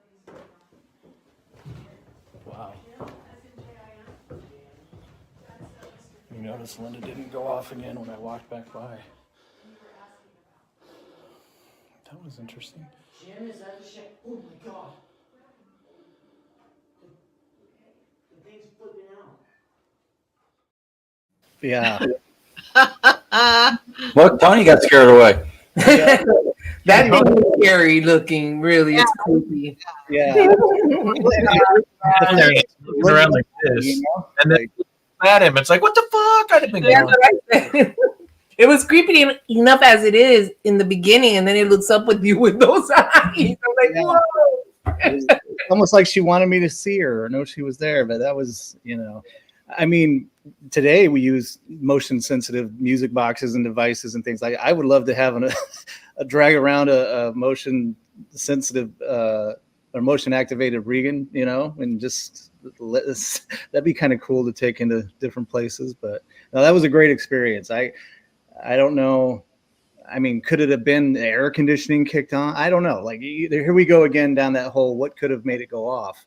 But well, I can tell you from experience, we love to decorate for Halloween, and I've had some of those animatronic stuff before.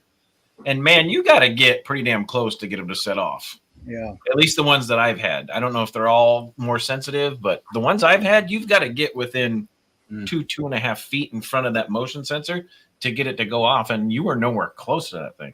Yeah, I actually was a little scared to go down there. That's kind of the hesitation. I didn't want to go down there. Yeah. I think I said whatever it said when in my head when that happened. So that was a fun piece, I thought. So yeah, appreciate that one. The next one we have is Harvey House. Okay. Now I just put the filtered one in so you could hear it better. So. Okay, so this one, guys, this was one of my first big investigations. The Harvey House in Barstow, California.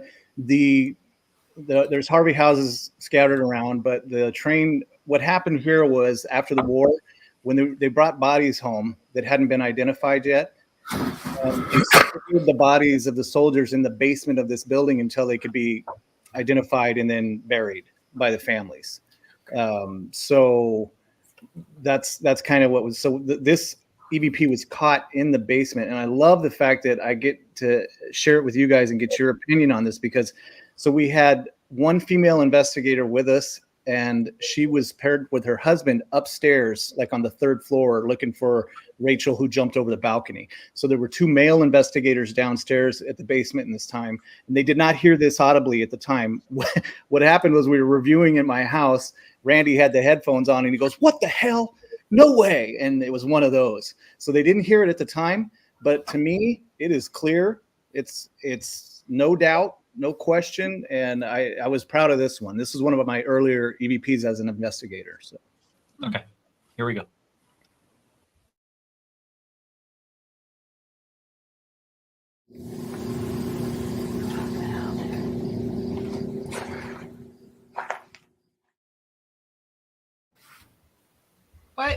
What do you think you heard? I'm down here. That's what he heard. And then turn around. What yeah, I heard the turn around. Yeah. One more time, Chris. Yeah, play one more time. Okay, here we go.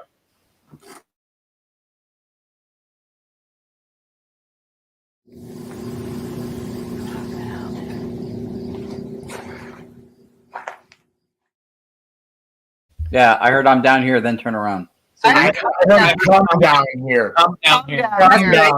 Come down here. That's what I heard. Turn around. Yep. That's what I just told him. Come down here. Yeah. So we thought we heard, I found him. All right, now you gotta play it again one more time. One more time. All right, one more time. Here we go.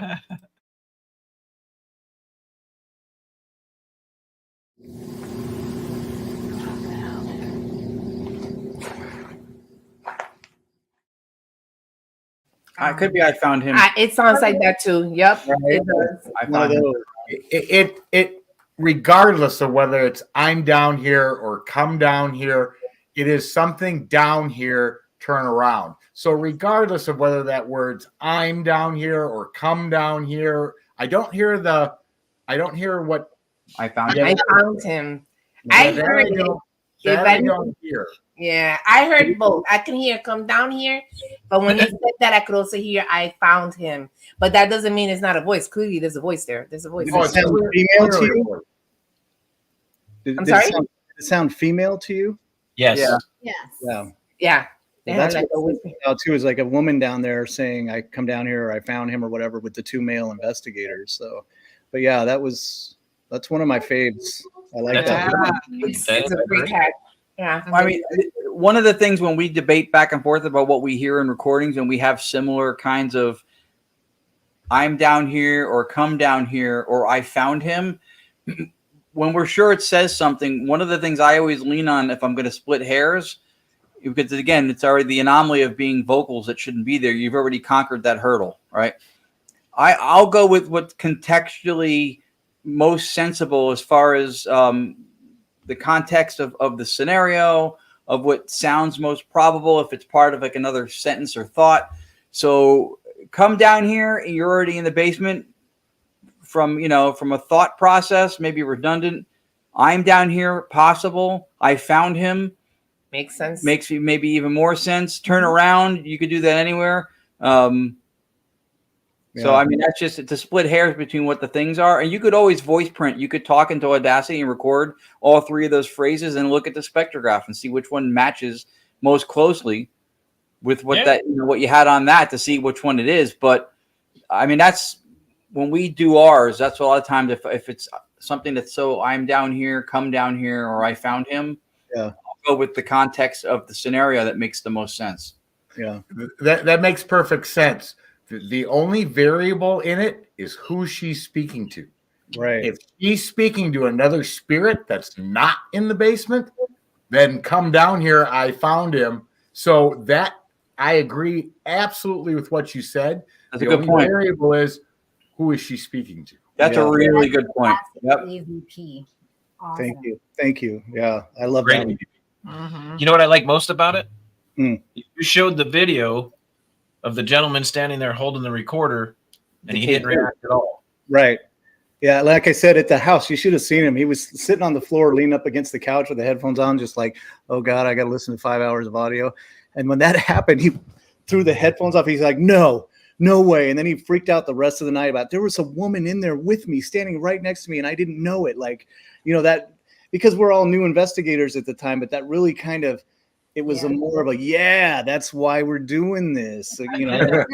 That's like Chris and the Phelps Dodge going, there's a woman in here. And then the CVP comes blaring out of the recorder going, you're right.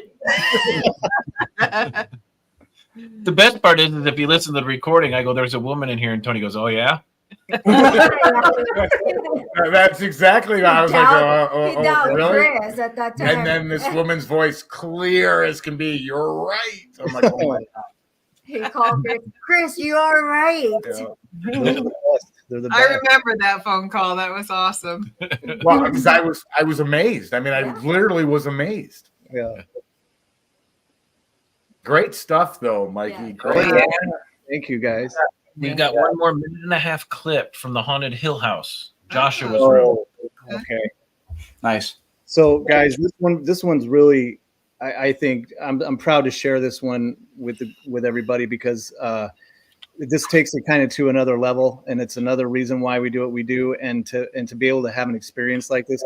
I'll just kind of set the scene. This was a group investigation. I was there as I paid to go to this and do this. So, but it just so happened that there was a gentleman that was there that was hearing impaired, and he was with his daughter who was interpreting for him.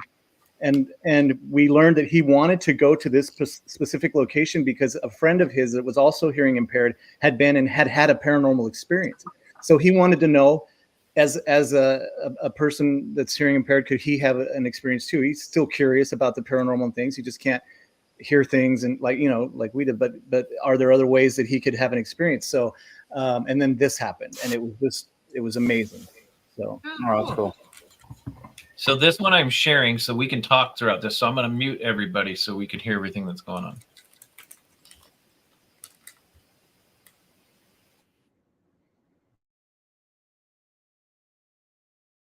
Hi. Hi. Who is that? Hello. He's deaf. Would you try to talk to him in a different way? What? Yeah. Maybe if you touch him? Will you touch him? Yeah. I think he likes you. Yes. He's a nice man. Can you touch his hand? My father's he really loves to play with kids. He's very animated because he can't really talk, so he plays. Oh. Joshua, can you touch his hand? Can you touch Joseph's hand? Can you go around and touch someone in the room? Oh. No freaking way. That's right here. No, that is the secret passage room. Was that? That is the passage room. You feel that? That it's somebody hit something. What was that? Isn't there a ball there? Oh my gosh. It said, please, you guys, I'm gonna go back there, okay? Okay. All right, here I go. Okay, here it goes. All right, well, let's go back. I want to make sure Joseph gets back safely. And girl, will you shine the light? I see what you're saying. It's like a Oh, print. okay. You want to take a picture? Another part of it kind of right here. The heel and then. Yeah. It looks like a footprint next to the shoe print. Yeah. Okay.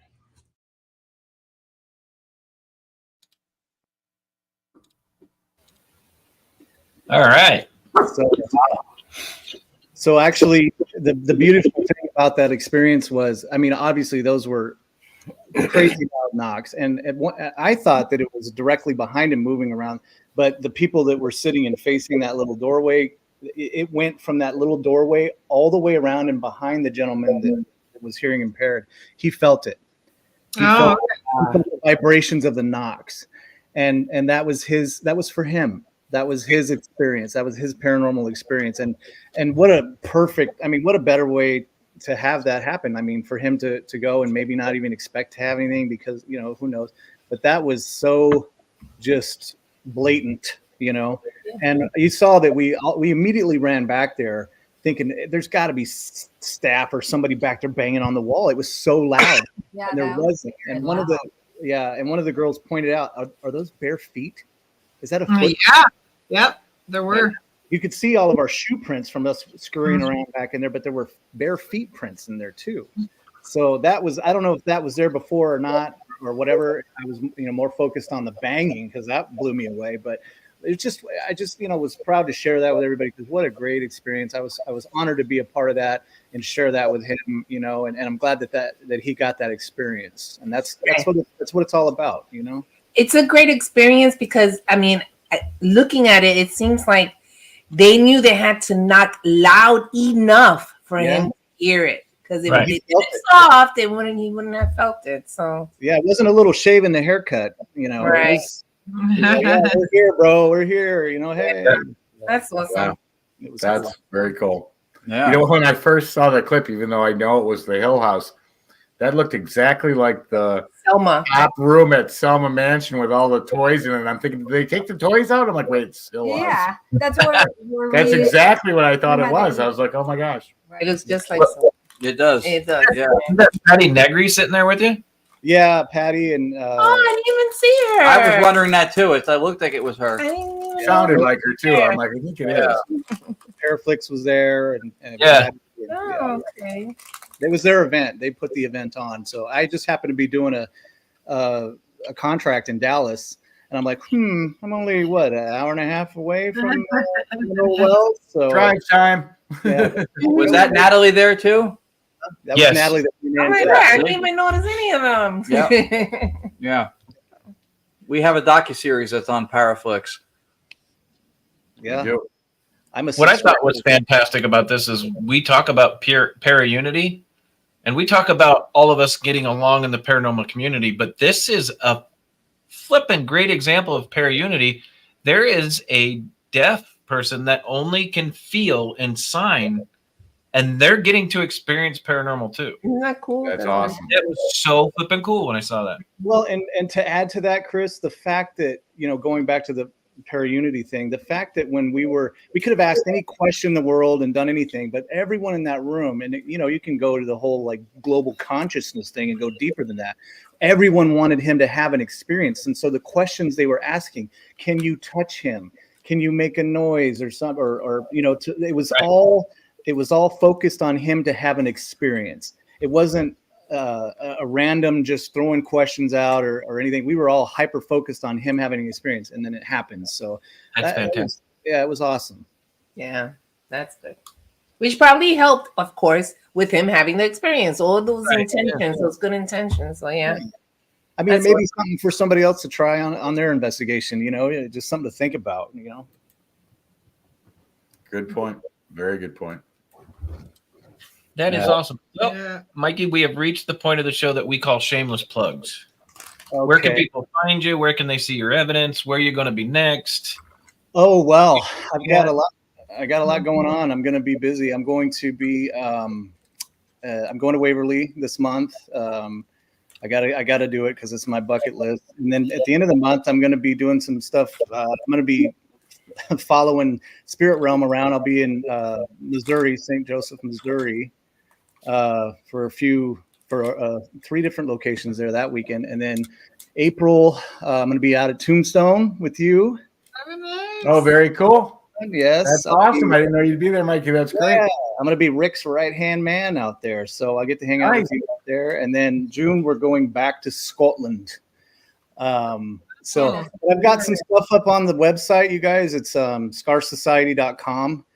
And I have listen, I am the worst clip making guy. If you couldn't tell by these little clips I sent you, I do like, iMovie and I don't have the fancy stuff. So, but I have at the Scar Society YouTube.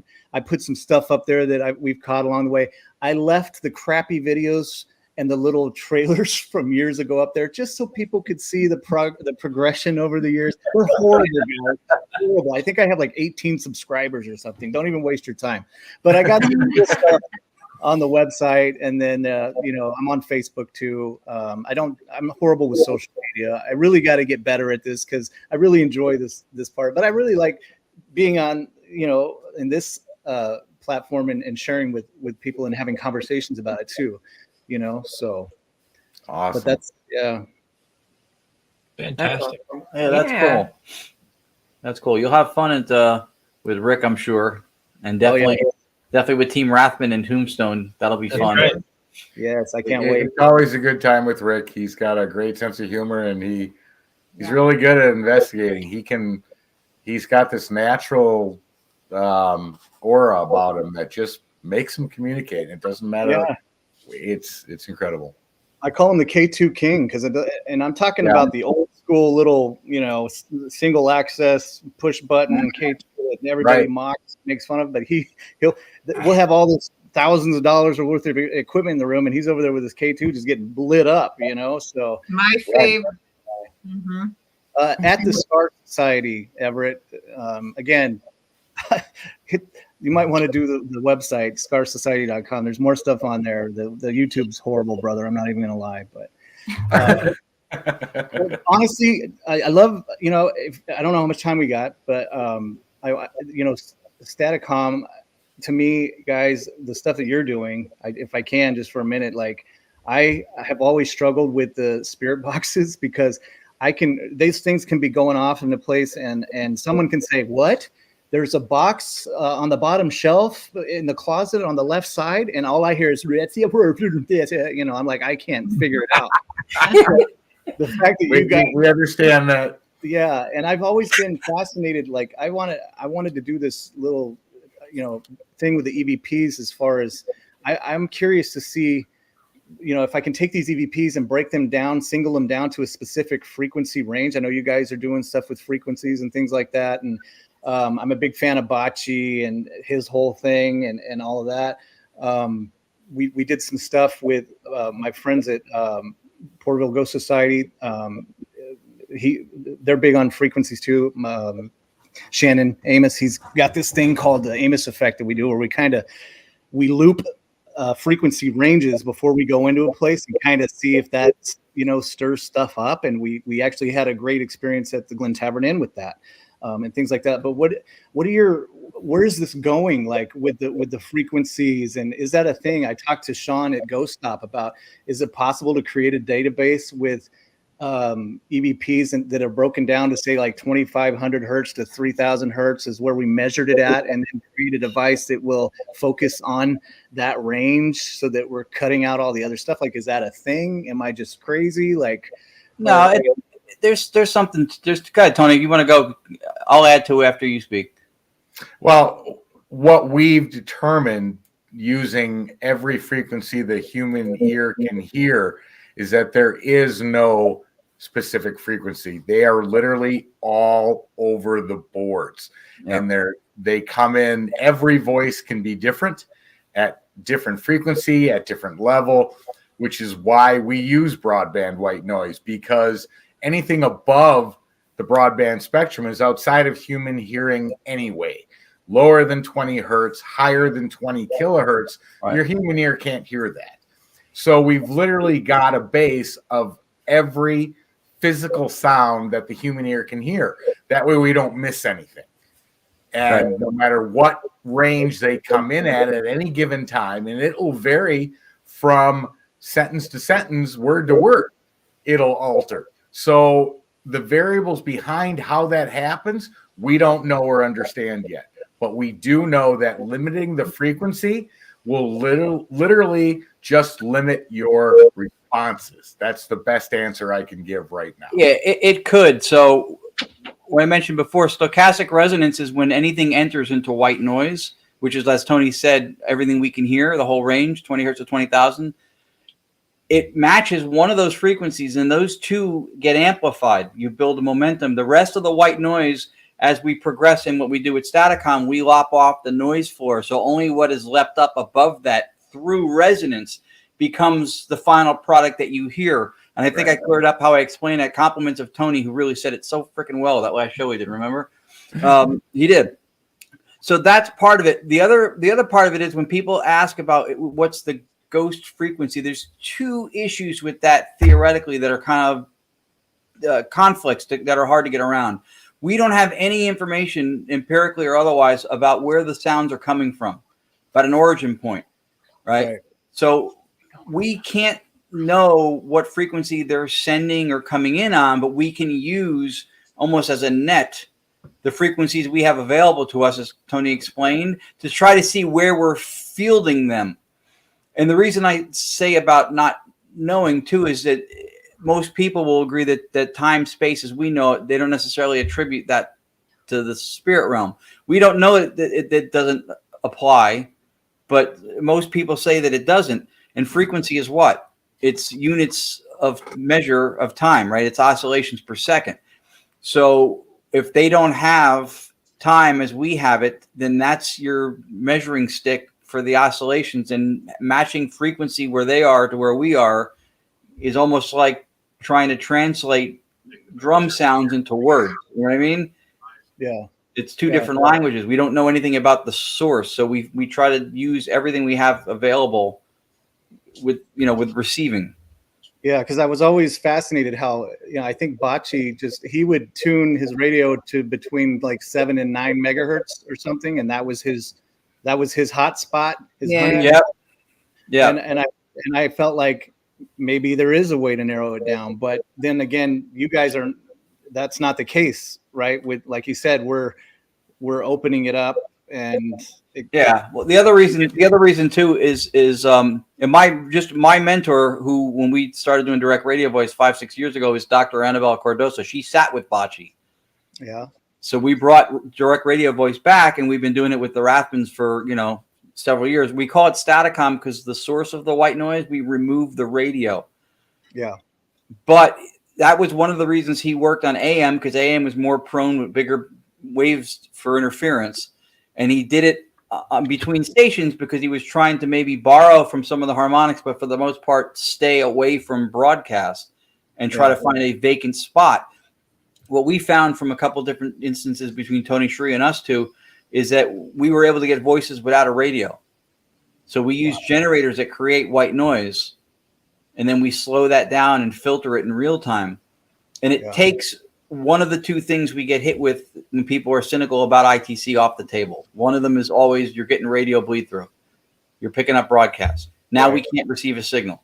The only other thing that they have left is to say that we're interpreting warbles and artifacts of sound to be words because we can discern patterns in randomness, and white noise is random. And the problem with that from us, how we respond to that is that saying we can discern patterns appeals to our intellect, because that's how we communicate. We hear sounds and patterns of sounds that make words and phrases that we understand as language. So that doesn't debunk it. That, if anything, supports that we know what we're hearing. Yeah. The other part is that white noise is not fundamentally random. It's deterministic. There's electromagnetic fields, quantum fields, charged ions from the sun, intention, we believe, by the characteristics of speech that it exhibits. We just say, not just the paranormal field, just like we say random when we can't calculate or measure something. So we say that explain it. Right. Yeah. We can't explain it. It's not practical or possible in the moment to calculate everything that's factoring in. So they say random, but it's an empty drawer. It's not random. It's just determined by a bunch of things we can't calculate. So it's what it technically is it's computationally irreducible. You can't, down to the constituent parts, explain it. But it's not random just because it's not practical to explain it. So we took the radio out for those two reasons. Well, I just want to hold on before we go any further. I just want to point this out. So Roger just said this. Yeah, I saw that. That noise came from that noise came from our house. That came from downstairs. Every dog is up here. Cherie and I are the only ones here. We heard it plain as day, and we're freaking out. And then we heard voice too. Roger said this. Roger, you are absolutely right. Cherie's like, what the heck was that? Our stairs go down here and then curve over, and we're upstairs in the loft. So I went around the wall to look. There's nobody. I don't know what we were hearing. I was wondering why you were freaking out. I thought maybe some technical issue happened. No, we heard a voice. Yeah, I heard a voice, and then I heard like banging, or I don't know what it was. Close to Tony. Yeah, it was right here, but it's downstairs. Yeah, Jax is here in his desk. Loki's right over here. It's that little fucker from Mikey's Investigations. What that is? I hope it's not the little howler. I hope it's the little man. No, it's the howler. The howler. Well, we'll have to play it back and see. Right? Yeah, for sure. I can tell you right now, guys, we keep getting weird shit happening on the show. And as much as all of us dwell in the paranormal, it's not shocking. It's not. Yeah. It can be surprising, and that was because I was not expecting that. But is that Raul? Yeah. No, we don't have kids. No, yeah, there's no kids. It's just the two of us. It's just the two of us, and the two dogs are right here. So that's awesome. They have a real time. It doesn't get better than that. No. Okay. Make sure the toilet flushes. We got those all fixed, right? Yeah. Okay. That was funny. We were repairing them like 2 months ago. We ripped everything out. Sorry, not to drag the show on. Sorry, just go ahead. The toilet's flush. That's great. Mikey, if you get a chance, check out. You'll get to see Tony and Cherie in doing Staticom in Tombstone. If you get a chance to check out Ron and Lourdes when they're doing it, you got to check it out. And then if you go back and watch our show from last week, we showed some of their new clips that they just got recently from Staticom 2.0. Okay. Yeah. Well, I was listening to some. I couldn't believe how clear. Like, I guess what brought that up was, I can't. It's amazing the clarity that comes through that. Like, I can actually hear what's really being said versus the old spirit box where it's just all jarbled to me, and it's just. I applaud you guys for all the work that you've had to put into this project. Thank you for bringing that to the paranormal field so that, you know, we can spread that out and use it and share it. I'm excited about it, and I'm sure everybody else is too, because it's brilliant. But I love this opportunity to be able to pick your brains about it, because I sit over here in this room by myself thinking about this stuff, and like, who am I going to talk to about this without people running away from me, you know?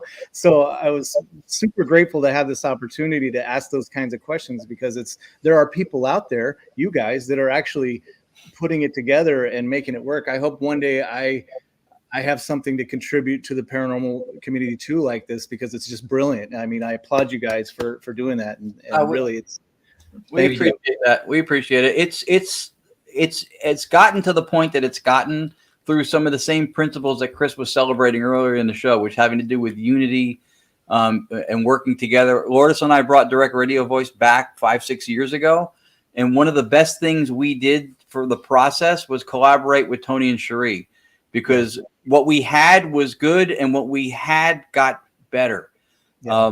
And collectively, we back and forth this all the time. And our goal was not to go to market with it. It was just, we looked at Bocce.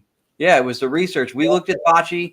Like I said, my mentor, and I still talk to, she's the only one thing surviving from the old guard of the EVP and ITC pioneers, Friedrich Jurgensen, Marcello Bocce, Ernst Sinkowski, who coined the term ITC.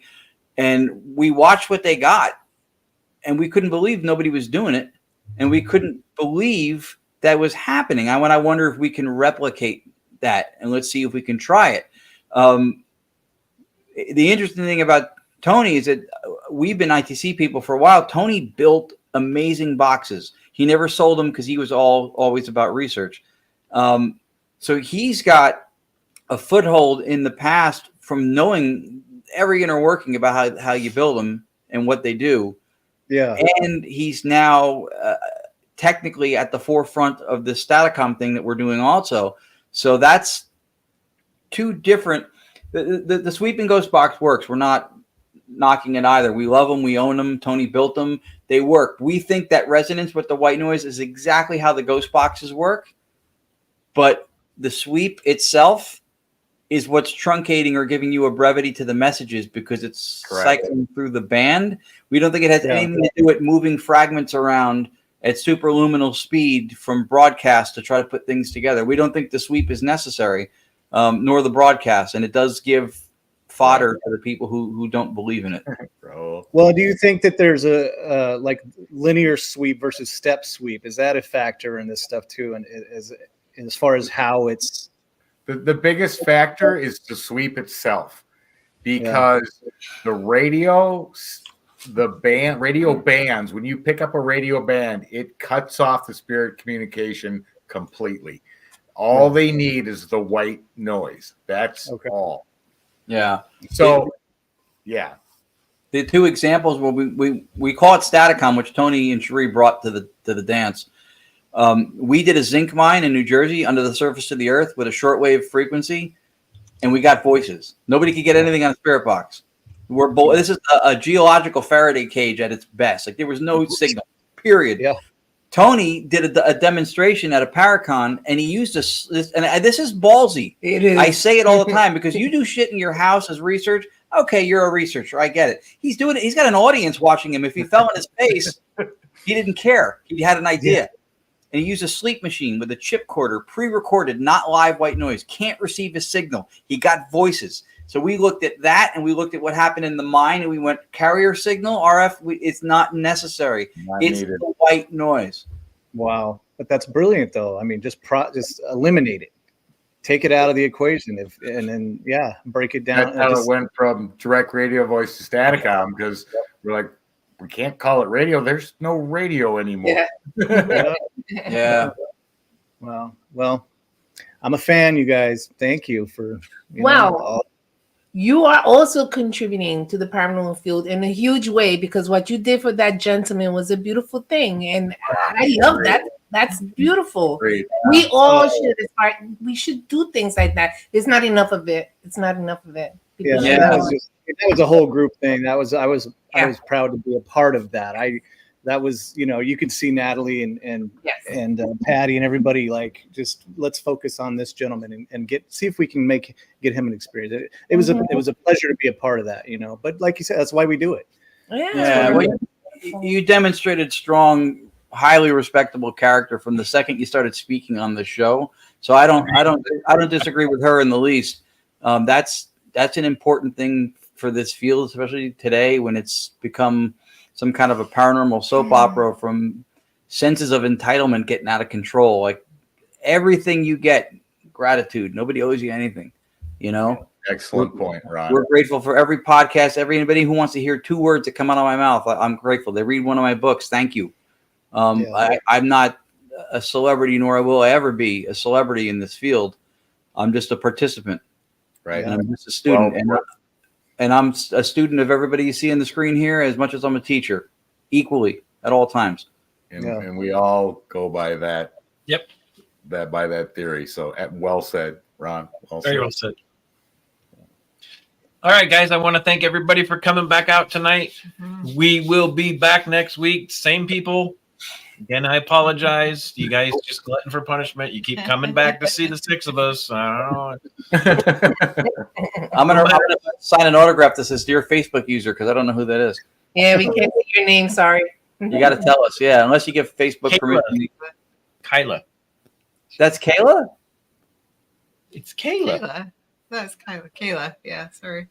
Kayla from Ohio, Kayla? Yeah. Oh, okay. From Ohio. You're gonna make me look stupid. Kayla Simonton. Yeah, it's Kayla. Oh, of course. She goes, hi, Kayla. You don't want an autograph. It'll be valued whatever I sign. Kayla Simonton. She's fantastic. She runs a lot of places. You have to give permission to Kayla. To Facebook or to StreamYard for Facebook to use your name. And Kayla, I want you to make a note of it. I didn't mess your name up this time. Audra did. Yeah, and that permission has to be given prior to joining. You can't do it while you're watching. Yeah. Right. But she's awesome. She runs a lot of great stuff in the Ohio area. But thanks everybody for coming out tonight. Thanks, Mikey, for being part of the show. Fantastic evidence, fantastic guest. Thank you for having me. Honestly, It's Simonton. I believe it's Simonton. I said right, and I'm getting blamed for it because you. And thank you to the fans. Thank you for everybody that tuned in, and appreciate you guys taking the time. We got a great crew for sure. Great crew. Yeah. All right, guys. We will see you next week. Same time, same stations. If you ain't seen it, you ain't looking because we plaster it everywhere. And remember, guys, if you want to catch a howl from the creepy thing at the bottom of the stairs looking up, you got to hang out with Mikey. But most of all, you got to stay haunted. All right, guys. We'll see you next week. Good night. Night. Thank you, guys. Thank you so much.